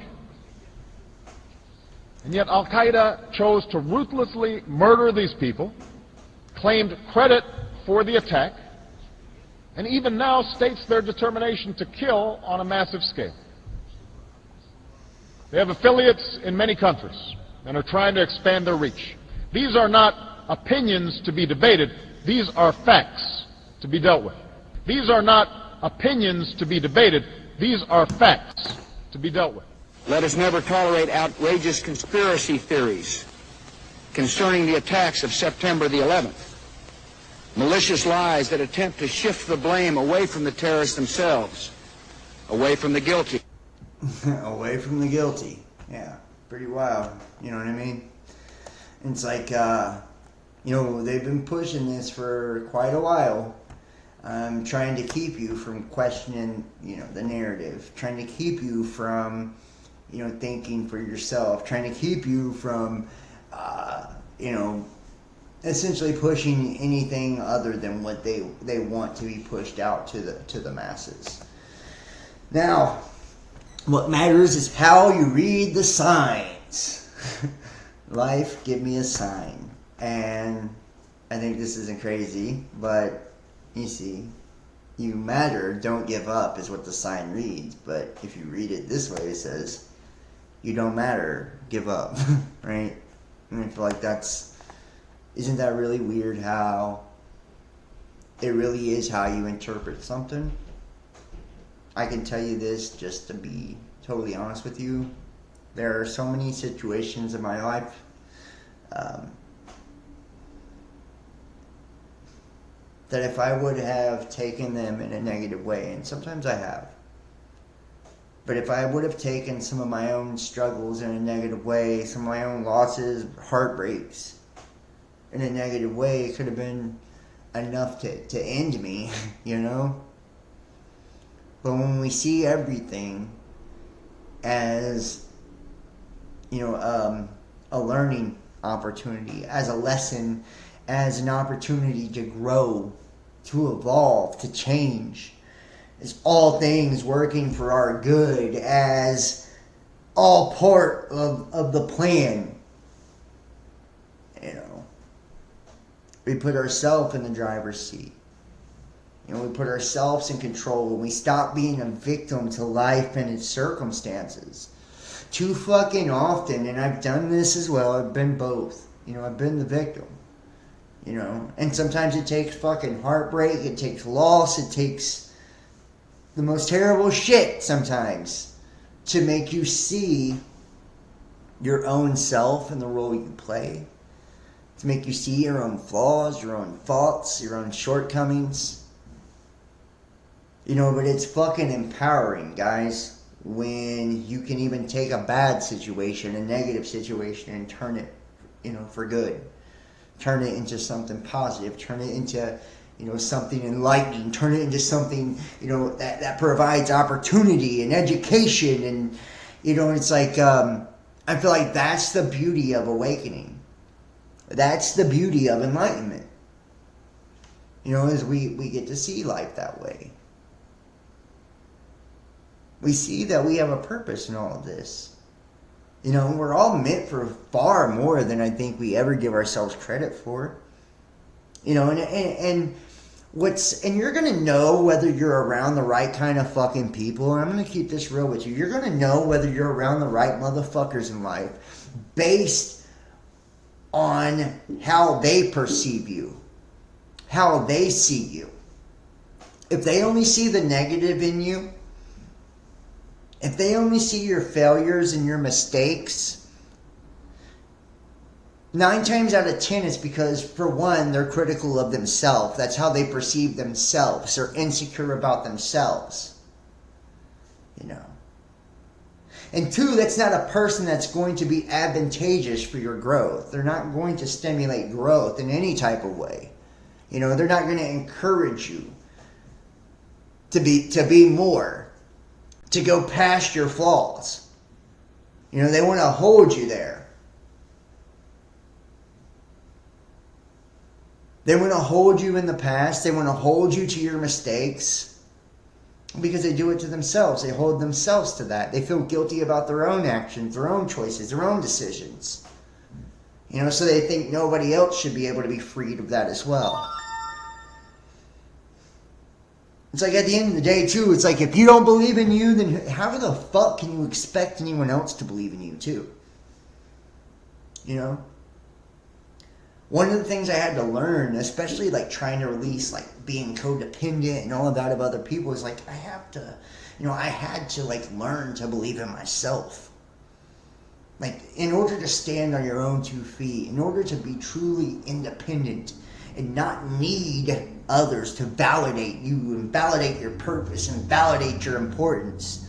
You know, it's like you gotta have this undying, unbridled fucking belief in self. And like and sometimes you have to do that. Even when we fuck up and we make mistakes, or we're not the best people. We do things unbecoming of our character, or act outside of our moral compass. You know, we have to be able to turn that around and see that as an opportunity to get better, as an opportunity to improve, as an opportunity to learn, to grow, to evolve, to be more. Because other people ain't going to fucking do it for you. I can promise you that as well. You know, people want to keep you down.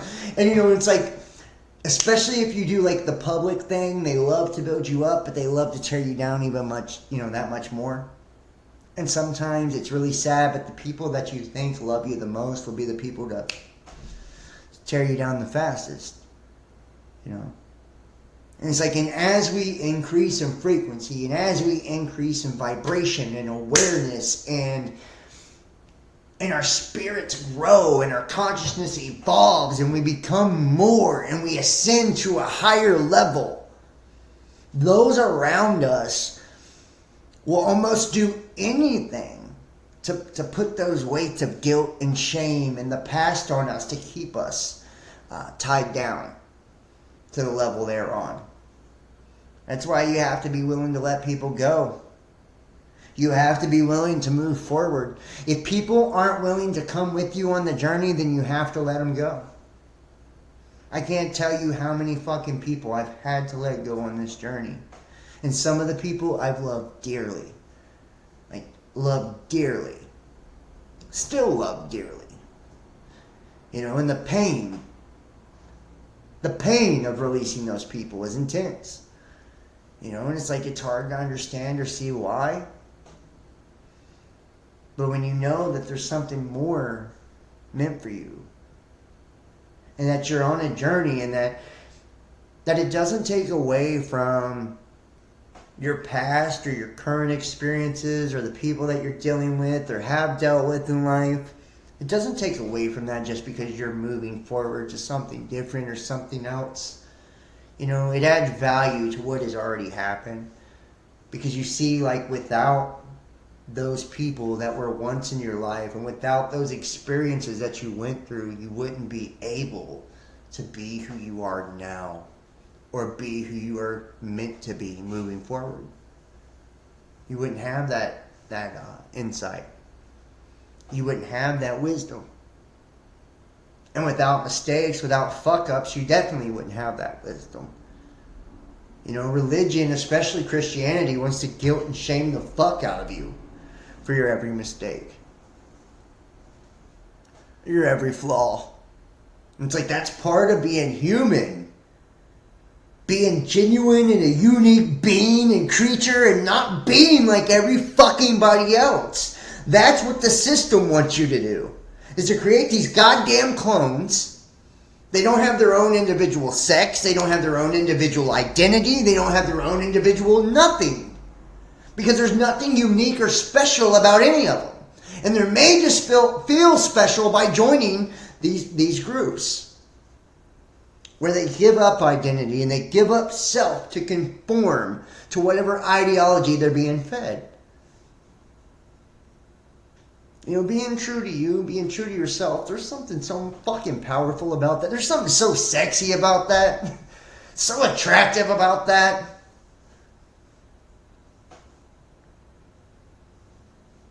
Like, beyond what we get in the magazines, beyond what we get online, it's magnetic. It draws other people in. People want to be a part of it. They want to be a part of something special, something real, something genuine, something true. And it's such a rarity for people to embody that now. It really is. It's like, so if that's you, if you're one of those people that really are true to yourself, that know yourself, that love yourself, like, you have to protect that. Because a lot of people in your life will try to take that from you. Or compromise that in some way. And ultimately, and I've said this for years and years and years, to me, when you sell your soul or you sell out, it's not always about some satanic ritual or deal with the devil or whatever. It's by compromising, you know, oneself or one's belief or one's morals, piece by piece, bit by bit, little by little, for acceptance from people outside of ourselves, to fit or conform into the societal narrative or construct. You know, bit by bit, we give a little bit of ourselves over each time. You know, it's like, oh, well, everybody else believes there's no gender, so I don't either now. Everybody else believes that nationalism's evil, so I do too now. Everybody else believes, you know what I mean? And it's like, each thing that you roll over on when it comes to your convictions and who you are, you give a little bit of yourself away until ultimately, at the end of the day, there's nothing left. And we can do it in a multitude of ways. We can do it for sex. We can do it for money. We can do it for drugs. We can do it for acceptance, belonging, power. We can do it for a lot of things. You know, that's why when one stands in their own purpose and their own self, there's nothing more powerful. And that's why that's public enemy number one. You know, from the governments of the world and the powers that be and the dark forces and all of that. It's you being true to you. There will never be a bigger demon than that. There will never be a bigger devil than that. Is you being true to you. You standing in your truth and not being afraid to speak it. You standing in your power, yourself, and not being afraid to be it. You know, it's a fucking beautiful thing. Like I said, it's sexy. People want to be a part of it. They want to be next to it. They want to be around it.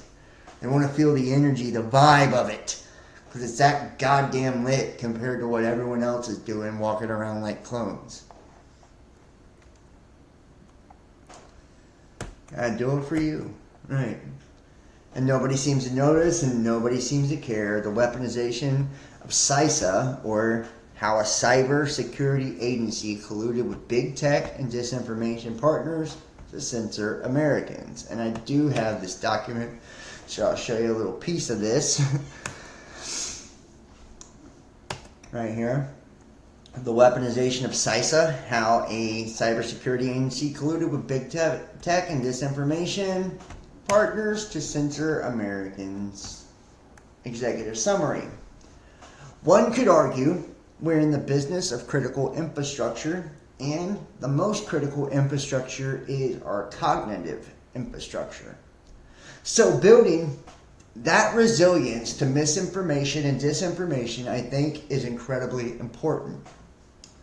The First Amendment recognizes that no person or entity has monopoly on truth, and that truth of today can quickly become the misinformation of tomorrow. Labeling speech misinformation or disinformation does not strip it of its First Amendment protection. As such, under the Constitution, the federal government is strictly prohibited from censoring Americans' political speech. The government also may not use third parties to bypass the First Amendment and conduct censorship by proxy. Do you fucking hear that? The Committee on the Judiciary and Select Subcommittee of the Weaponization of the Federal Government has been conducting an investigation into government-induced censorship on social media. Although the investigation is ongoing, information obtained to date has revealed that Cybersecurity and Infrastructure Security Agents, or CISA, has an upstart agency with the Department of Homeland Security, or the DHS, and has facilitated the censorship of Americans directly and through third-party intermediaries. Founded in 2018, CISA was originally intended to be an ancillary agency designed to protect critical infrastructure and guard against cybersecurity threats. In the years since the creation, however, CISA metasized the nerve center of the federal government's domestic surveillance and censorship operations on social media, and by 2020, CISA routinely reported social media posts that allegedly spread misinformation or disinformation to social media platforms, and by 2021, CISA had a formal mis and dis and malinformation MDM team. In 2022 and 2023, in response to growing public and private criticism of CISA's unconstitutional behavior, they attempted to camouflage its activities duplicitously, claiming it serves purely informational role. The interim staff report details, among other things, that CISA is working with federal partners to mature a whole-of-government approach to curbing alleged misinformation and disinformation, that they're considering the creation of anti-misinformation rapid response team capable of physically deploying across the United States, and that's fucking scary. Physically deploying a goddamn rapid response team against mis and disinformation. You fucking hear me? That's called a targeted individual, by the way. They moved its censorship operation to a CISA-funded nonprofit after CISA and the Biden administration were sued in federal court, implicitly admitting that its censorship activities are unconstitutional. CISA wanted to use the same CISA-funded nonprofit as its mouthpiece to avoid the appearance of government propaganda. Members of CISA's advisory committee agonized that it was only a matter of time before someone realizes we exist and start asking about our work. The committee and the select subcommittee are responsible for investigating violations of civil liberties of citizens of the United States. In accordance with this mandate, the interim staff reported on CISA's violations of the First Amendment and other unconstitutional activities, fulfills the obligation to identify and report on the weaponization of the federal government against American citizens. The work, however, is not done. CISA still has not adequately complied with the subpoena for relevant documents, and much more fact-finding is necessary. In order to better inform the committee's legislative efforts, a committee and select subcommittee will continue to investigate CISA and other executive branch agencies' entanglement with social media platforms. And, anybody that fucking, and I'm going to drop this in the chat as well, anybody that fucking says that censorship isn't real or, there are people who think that, by the way. There are retarded motherfuckers that actually think that, it's not legit. It's like the government wouldn't do that. Not only are they stupid and, they have no ability to critically think, they just don't do the research and, they're totally misinformed. It's all right here. So maybe you could show those type of people this the next time they try to blow smoke up your ass. The communist goals for America are being slowly but surely implemented. Now it's time to fight for your rights. The 45 communist goals as read into Congressional Record 1963. Soviet leader Nikita Khrushchev told Ezra Taft Benson, Eisenhower's Secretary of Agriculture in 1959, quote, "Your children's children will live under communism. You Americans are so gullible. No, you won't accept communism outright, but we'll keep feeding you small doses of socialism until you'll finally wake up and find that you already have communism. We won't have to fight you. We'll so weaken your economy until you fall like overripe fruit into our hands." This is exactly what's going on in North America, the U.S. and Canada, slowly but surely. Just look at the list below. And speaking of Canada, I will be on the missing link August 17th. So anybody want to check me out on the missing link? I'll be making a guest appearance on there with Jesse Howe. On August 17th, and I'm fucking excited. I love Jesse. He's an amazing, amazing guy. The Missing Link's an amazing, amazing show. So check me out, especially the people on Facebook and all that. He's huge on Facebook. So he's had some of the greatest minds in our field. And I've been on there a couple of times and did the Truth Telethons and all that. That's how I met Jesse. So I'm very excited. August 17th, check me out on the Missing Link. I'll have so much more, for that and links and all that as we get closer to that day. The current communism goals. In Florida on Thursday, January 10th, 1963, Patricia Nordman stood before Congress to inform us the current communist goals as published in Cleon Skousen's The Naked Communist, which I did a video called The Naked Communist, if you guys remember. Up until this point, Mrs. Nordman was a leading expert on communism in America. Unfortunately, her publication, the DeLand Courier, which she dedicated to the cause of informing her fellow constituents to very real threat of an impending communist takeover, folded shortly before her appearance. Regardless of her success in leading America away from the rouge jaws of the particularly deadly progeny of socialism, the excerpt she managed to record in her congressional record in '63 stands as a testament to her mission and a cause for concern for Americans. The list of communist goals for America was read into U.S. congressional record on January 10th, 1963 by Democrat Congressman from Florida Albert S. Herlong Jr., Volume 109 of the 88th Congress, First Session, Appendix A34 and 35, and the current communist goals. And I have a document of that. Let's see if it's where it's at here. Right here. The prophetic proclamation warning of communist goals in America from the 1963 House of Representatives Congressional Record. Today we are teaching moral, political, and legal relativism in our colleges, universities, and now in public schools. And this has been going on for over 60 to 70 years. And humanism back to 1909. All of this leads to situational ethics and is evident in our government and businesses every day, as seen on the news. But more and more people are once again seeking moral, political, and legal absolutes. Relativism brings uncertainty and confusion and depression. Relativism asserts that only the absolute rule is there are no absolute rules, which makes it an irrational and unreasonable concept. I strongly encourage that all read these goals and the 10 planks of communism with other subject matter and look at where America and the world is today. These are prophetic proclamations, and America is at the crossroads of being a free constitutional republic or a socialist democracy of Europe.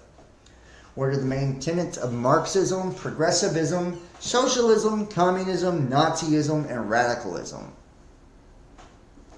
Number 1, you must get rid of God first. And this reminds me of the 10-point plan for the New World Order as written by Alice Bailey, which I've also done videos on. Number 2, individualism versus collectivism.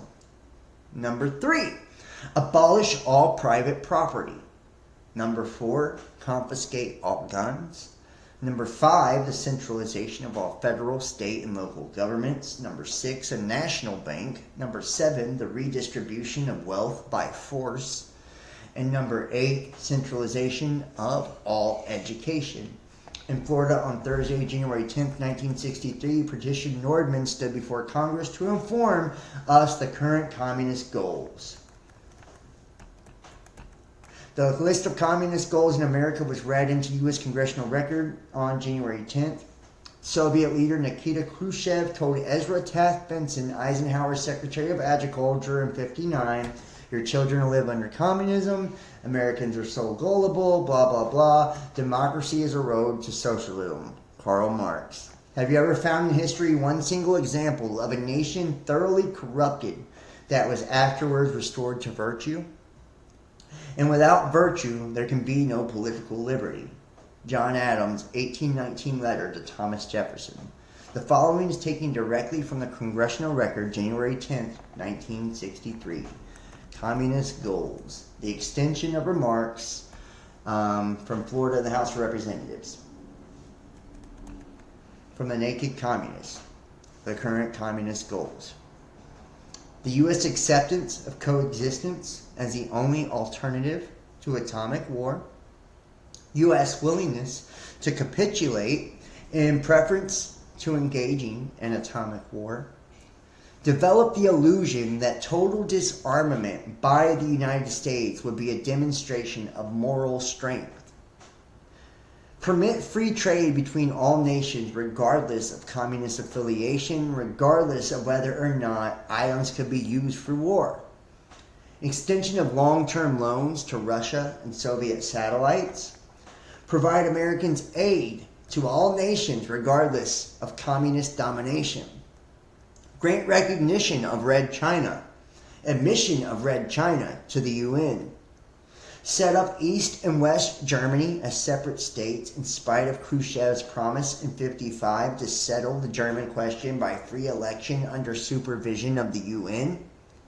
Prolong the conferences to ban atomic tests because the United States has agreed to suspend tests as long as negotiations are in progress. Allow all Soviet satellite individual representation in the UN. Promote the UN as the only hope for mankind. If its charter is rewritten, demand that it be set up as a one world government with its own independent armed forces. Some communist leaders believe that the world can be taken over as easily by the UN as by Moscow. Sometimes these two centers compete with each other as they are now doing in the Congo. Resist any attempt to outlaw the Communist Party. Do away with all loyalty oaths. Continue giving Russia access to the U.S. patent office. Capture one or both of the political parties in the United States. Use technical decisions of the courts to weaken basic American institutions by claiming their activities violate civil rights. Get control of the schools. Use them as transmission belts for socialism and current communist propaganda. Soften the curriculum. Get control of the teachers' associations. Put the party line in textbooks. Gain control of all student newspapers.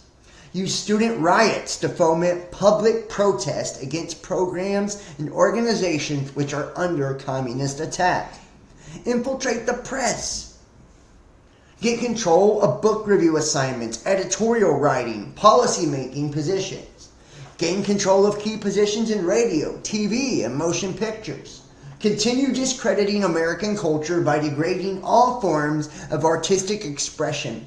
An American communist cell was told to, quote, eliminate all good sculpture from parks and buildings, substitute shapeless, awkward, and meaningless forms. Control art critics and directors of art museums. Our plan is to promote ugliness, repulsive, meaningless art. Eliminate all laws governing obscenity by calling them censorship and a violation of free speech and free press.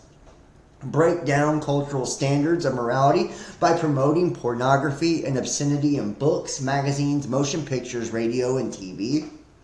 Present homosexuality, degeneracy, and promiscuity as normal, natural, and healthy. Infiltrate the churches and replace revealed religion with social religion. Discredit the Bible and emphasize the need for intellectual maturity, which does not need a religious crutch. Eliminate prayer or any phase of religious expression in schools on the grounds that it violates the principle of separation of church and state. Discredit the American Constitution by calling it inadequate, old-fashioned, out of step with modern needs, a hindrance to cooperation between nations on a worldwide basis. Discredit the American Founding Fathers. Present them as selfish aristocrats who had no concern for the common man. Belittle all forms of American culture and discourage the teaching of American history on the grounds that it was only a minor part of the big picture. Give more emphasis to Russian history since the communists took over. Support any socialist movement to give centralized control over any part of the culture, education, social agencies, welfare programs, mental health clinics, etc. Eliminate all laws or procedures which interfere with the operation of the communist apparatus. Eliminate the House Committee on Un-American Activities. Discredit the eventually dismantle the FBI, which Trump was trying to do, by the way. Infiltrate and gain control of more unions. Infiltrate and gain control of big business. Transfer some of the powers of arrest from police to social agencies. Treat all behavioral problems as psychiatric disorders which no one but psychiatrists can understand or treat. Dominate the psychiatric profession and use mental health laws as a means of gaining coercive control over those who oppose communist goals. Discredit the family as an institution. Encourage promiscuity and easy divorce. Emphasize the need to raise children away from the negative influence of parents. Attribute prejudices, mental blocks, and retarding of children to suppressive influence of parents. Create the impression that violence and insurrection are legitimate aspects of the American tradition. That students and special interest groups should rise up and use united force to solve economic, political, or social problems. Overthrow all colonial governments before native populations are ready for self-government. Internationalize the Panama Canal. Repeat the Connolly Reservation so the United States cannot prevent the World Court from seizing jurisdictions over domestic problems. Give the World Court jurisdictions over nations and individuals alike. World Justice Project. The World Justice Project, leads a global multidisciplinary effort to strengthen the rule of law. The enemy of my enemy is my friend. 11 years before the House recorded the communist goals, in 1963, the Congressional Record of the Reese Committee, House of Representatives, Select Committee to investigate tax-exempt foundations and comparable organizations, was an investigative committee by the House of Representatives between 52 and 54. The committee was originally created by House Resolution 561 during the 82nd Congress. The investigative inquiry was headed by Norman Dodd, a former banker and bank manager and businessman. The final report was submitted because of provocative nature. The committee became subject to attack. He began listing criticisms of the Cox Committee and then moved on to content. In the Dodd Report, the Reese Committee and Foundations gave a definitive word, subversive, saying the term refers to any action having as its purpose the alteration of either the principle or the form of the United States government by other than constitutional means. And I mean, this thing goes on and on and on. The Planks of Communism from Karl Marx, the Communist Manifesto. Here's the planks of communism. Abolition of property and land, and application of all rents of land and public purposes. Which, think about COVID and the abolition of rent and shit like that. Heavy progressive or graduated income tax. Abolition of all right of inheritance. Confiscation of the property of all immigrants and rebels. Centralization of credit in the hands of the state by means of national bank with state capital and exclusive monopoly like a social credit score. Centralization of the means of communication and transport in the hands of the state. Like, no more private transportation. You know, only people using the transit systems, essentially. Or autonomous vehicles or whatever. An extension of factories and instruments of production owned by the state, bringing into cultivation of wastelands, the improvement of the soil generally in accordance with the common plan, equal liability of all to labor, establishment of industrial armies, especially for agriculture, combination of agriculture with manufacturing industries, gradual abolition of the distinction between town and country by a more equitable distribution of the population over the country, free education for all children in public schools, abolition of children's factory labor in the present form, and combination of education with industrial production. These are, besides eternal truths such as freedom, justice, etc., that are common to all states of society. But communism abolishes eternal truths. It abolishes all religion and all morality. Instead of constituting them on a new basis, it therefore acts in contradiction to all past historical experience. The communists are further reproached with desiring to abolish countries and nationality, right, like world governance.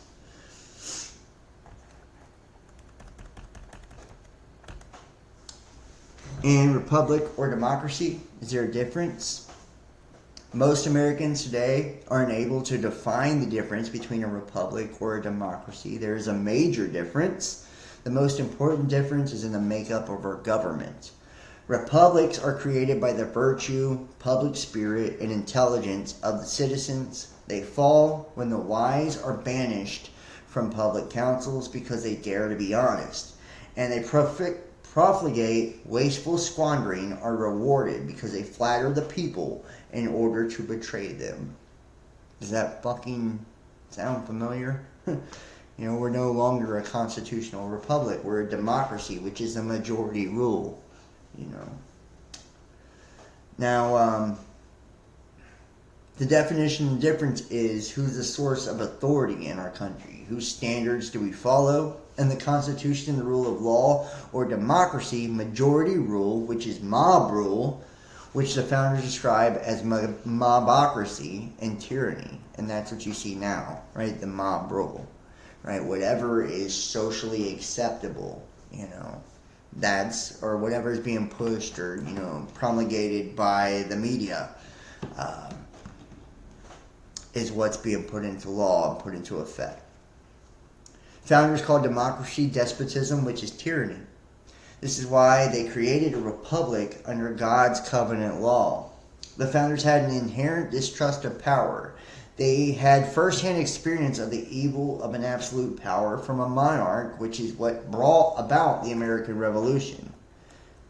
Important note, today when you speak of God's law, many assume you are referring only to the law of Moses, which there are many of the principles of the law that Moses brought us. The most notable, of course, is the Ten Commandments. The founders not only believed, but presented in the founding documents the law of nature and nature's God and God's covenant law. You will see this phrase many times throughout this book. You'll learn the differences between natural law, natural rights, legal rights, and civil rights. History fails to record a single precedent in which nations subject to moral decay have not passed into political and economic decline. There has been either a spiritual awakening to overcome the moral lapse or a of progressive deterioration leading to ultimate national disaster. Religion is the opium of the masses. Religion is the sigh of the oppressed creature, the heart of a heartless world, and the soul of a soulless condition. It is the opium of the people.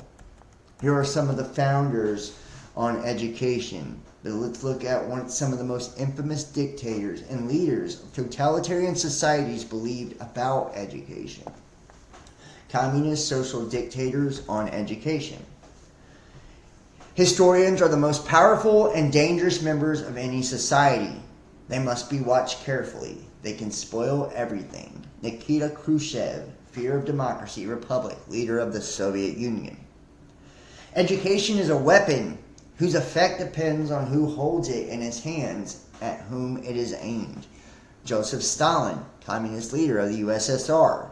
America is like a healthy body, and its resistance is threefold: its patriotism, its morality, and its spiritual life.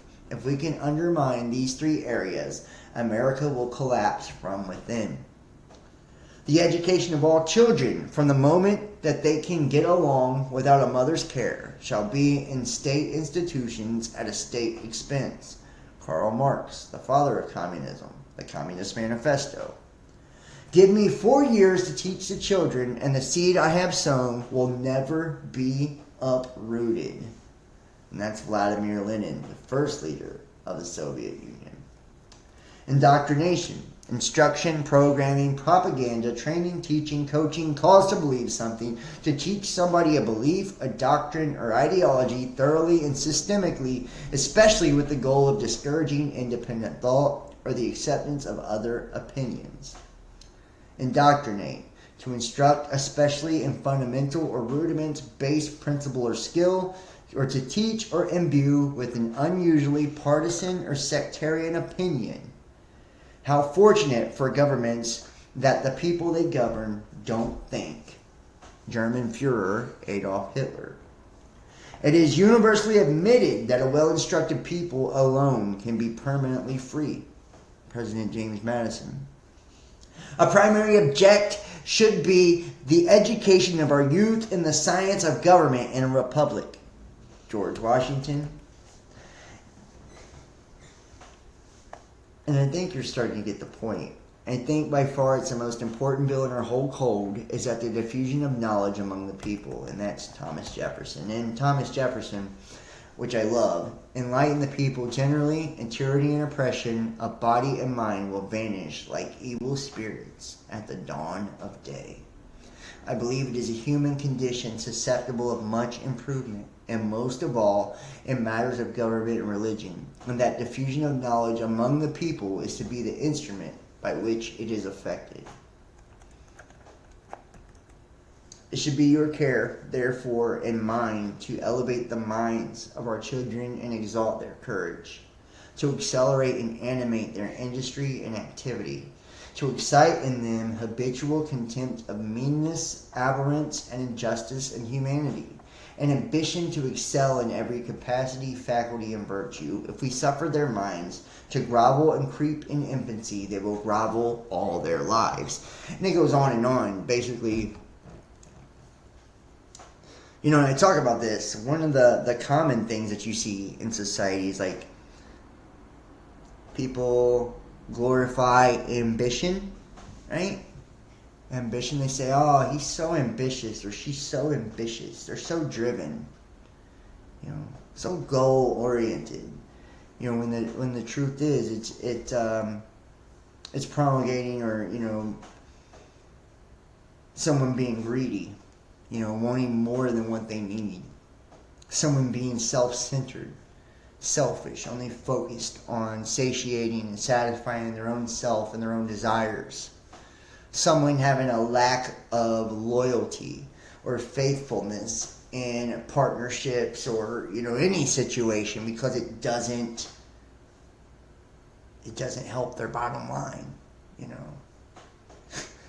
It doesn't help their goals or what they're motivated to accomplish. It's like, and these are the type of people we've created in our society. This is the type of mindset we've created, you know. in our entire generation. You can't find a person right now that doesn't really, think of things in this way or see things in this way, People don't understand what true ambition is or, true motivation is. They're only driven by the superficial, things that are on the surface. When superficial people live and lead superficial lives, they form superficial partnerships. And that's why the divorce rate is so high. That's why relationships are so hard to hold down. Try going through something and see how long your person stands by you. I mean, for real. Lose your job, get on drugs, whatever, right? Have something bad happen to you and see how long the person you're with in your partnership or your job or whatever keeps you around. There's no commitment to healing. There's no commitment to shared success, long-term success, longevity. There's only commitment to ourselves and what we desire on our own self. That ambition, which is really feeding our ego, our pride. How much money and how many things can I accumulate? What it does is in essence, creates a person with a hollow existence and a hollow life. We no longer place value on love, true love, unconditional love. We no longer place value on true morality in the sense of being moral or virtuous. It's only what's considered virtuous by social media or by the government or whatever else. What other institution is pushing it? We found ourselves at a point to where we've seen things break down now. They're starting to deteriorate and decay in a way. It's like, and you've seen what they were talking about here. They said, unless there is an awakening, a moral awakening, then that deterioration and decay will ultimately lead to the collapse of a nation. Which direction do you think we're headed in now? You see France, Germany, Switzerland, all these places in Europe. The same game plan was ran on them that's being run on us now. The same outcomes are happening. And what's sad, this is sad, because people are so fucking stupid. Not only did they allow themselves to be jabbed with poison and all that, which is another subject, whatever. Their ancestors had these same plans ran on them in World War II and World War I, and their dumb fucking asses still can't put it together that there's nothing new under the sun. The same shit they ran on you 50 and 100 fucking years ago, they're running on you today. Same stories. They don't even switch it up. They don't even change it. The narrative hasn't changed. Spanish flu, COVID-19. They were wearing masks then, you're wearing masks now. Racism, LGBTQ, transgender, blah, blah, blah, blah, blah. Motherfucker, they're doing the same thing. They're not even being creative with the shit. The Red Dawn of China, the Red Dawn of the Soviet Union and Russia. And the Bolshevik Revolution before that. How many mass fucking genocides do we have to watch and partake in before we get the point that they're thinning us out on purpose?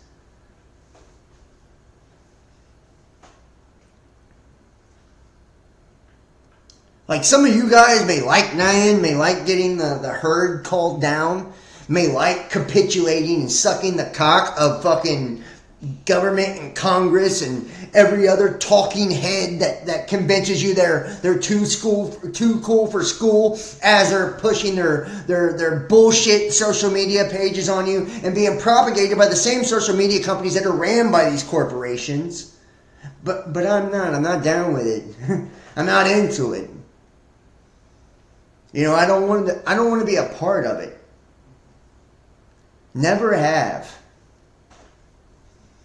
Never have. Never will. The price of fame is not even worth it. Is it not? It's like so many people want to attain that too. We all want to attain fame and wealth, and it's like, but at what fucking cost? At what fucking cost? The grass always seems to be greener until it's not. You know? And that's as simple as I can put it. There's a reason that people were way fucking healthier 100 years ago. Way more self-sufficient, way happier. Marriages lasted longer. Children were raised better. They valued family. They valued love. They valued home. They valued hard work. They valued morality. You know, standing up for what they believed. You know, it's like, it was true patriotism then, not this nonsense QAnon, Trump movement bullshit that you see now. That's dressed up like patriotism and all of that. That's craziness. You're an idiot if you buy into that too.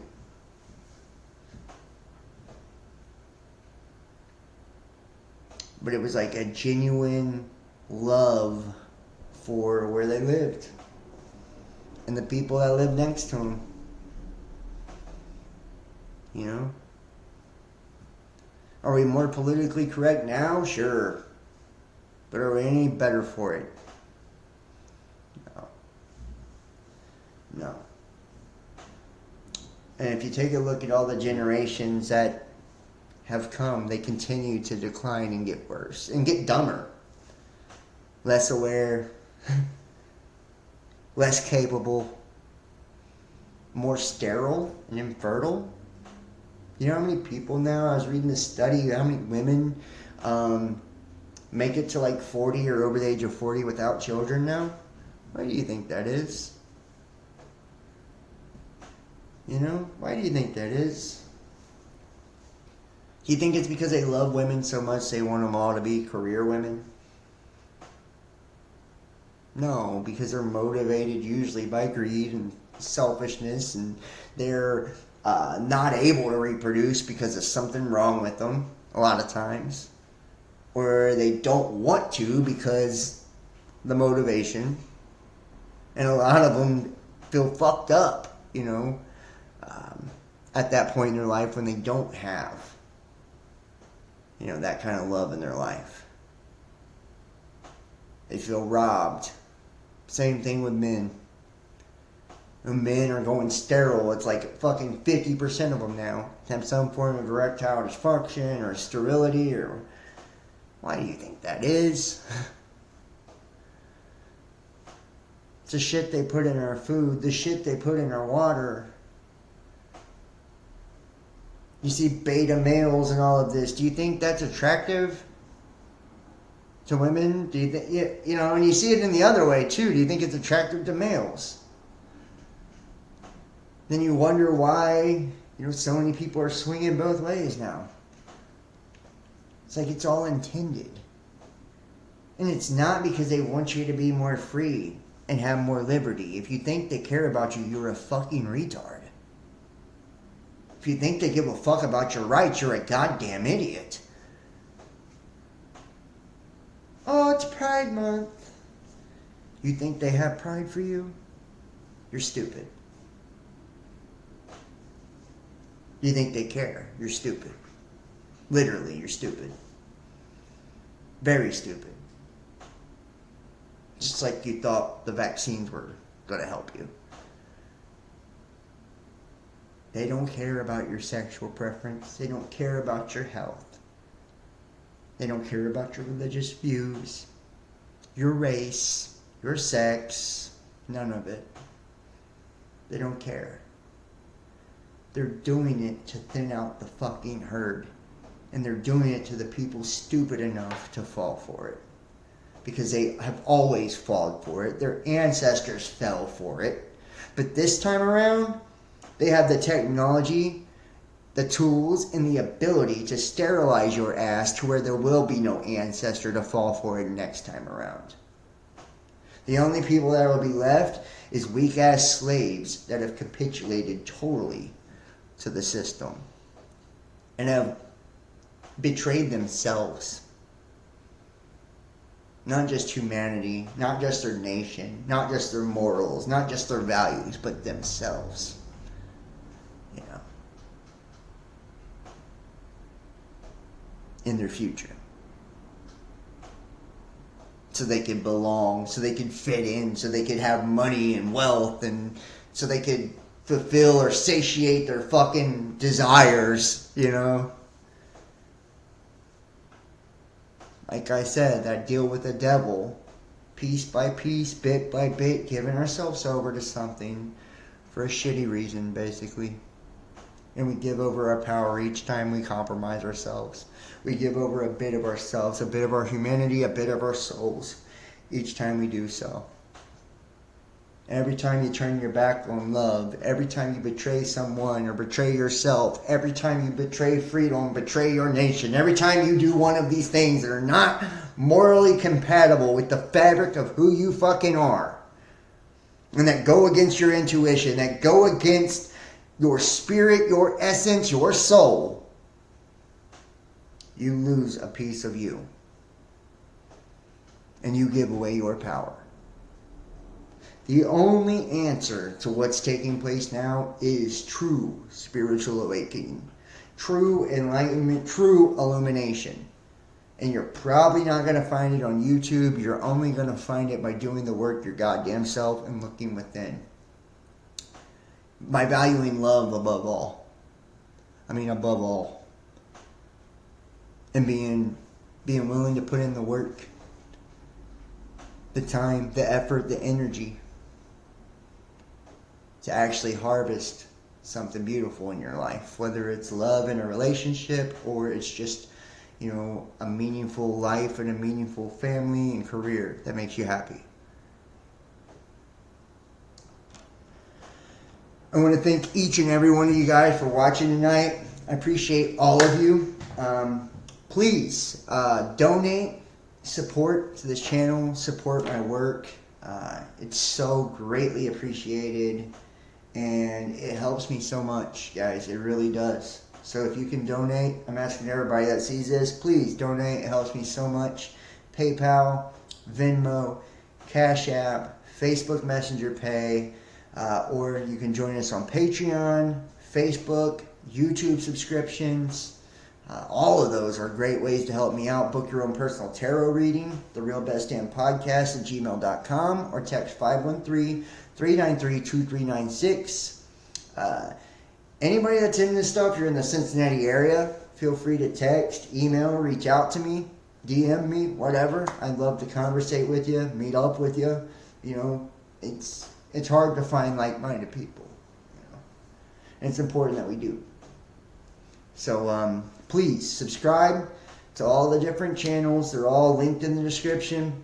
Share this link. Share it to your groups, your social media pages. Hit the thumbs up, hit the likes, and comment, because those things help with the algorithms big time, guys. For real. So that's one thing that costs nothing, that everyone can do. If you can't donate and financially support, we can all share it. We can all subscribe. We can all comment. We can all hit the like. That takes nothing to do. I appreciate each and every one of you. Let me go to the chat here. Thank you, Illuminated Veritas. I did not see that, but I appreciate you so much for the super chat, the donation. Jam Low, Deborah Trudeau, Zero Infinity, Miss 3, Kimberly F. Yeah, I've been trying to Bailey. Nice to see you. You know, and I've been trying to Jacques Freneau. I've been trying to get back into, you know, the kind of like just true to my own self, you know, true to my own self, and really concentrate on creating content again. And I would love to go back to doing this full time. I really would. But, you know, don't have the financial support right now to do that. So until I get that again, you know, it's going to be a little sporadic, and sometimes I'm not able to go live when I want to, so I do apologize. Check me out Instagram and Facebook at bestdamnpodcast, Twitter at The Real Best Damn, TikTok, BitChute, Rumble. I have 2 Facebook pages for John Keane, 2 for the Best Damn Podcast. I have 2 YouTube channels. All this because they delete us so much and shit on us so much. So that's why. Thank you so much for watching, guys. I appreciate everything that you do. Like I said, please subscribe, click the bell to get the notifications, share the link, hit the like, comment, and donate. I thank you guys so much for watching. I love you, and I will see you next time. Y'all have a wonderful 4th. Happy fucking independence. Alright? Peace.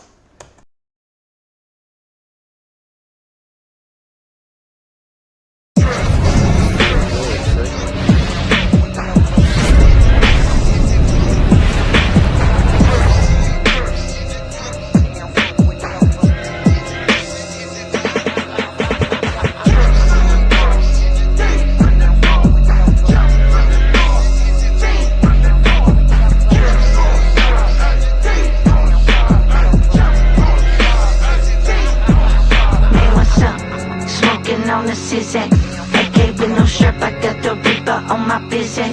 Talking all that shit, I got the drop on where you live at. Thinking shit sweet until he end up getting kidnapped.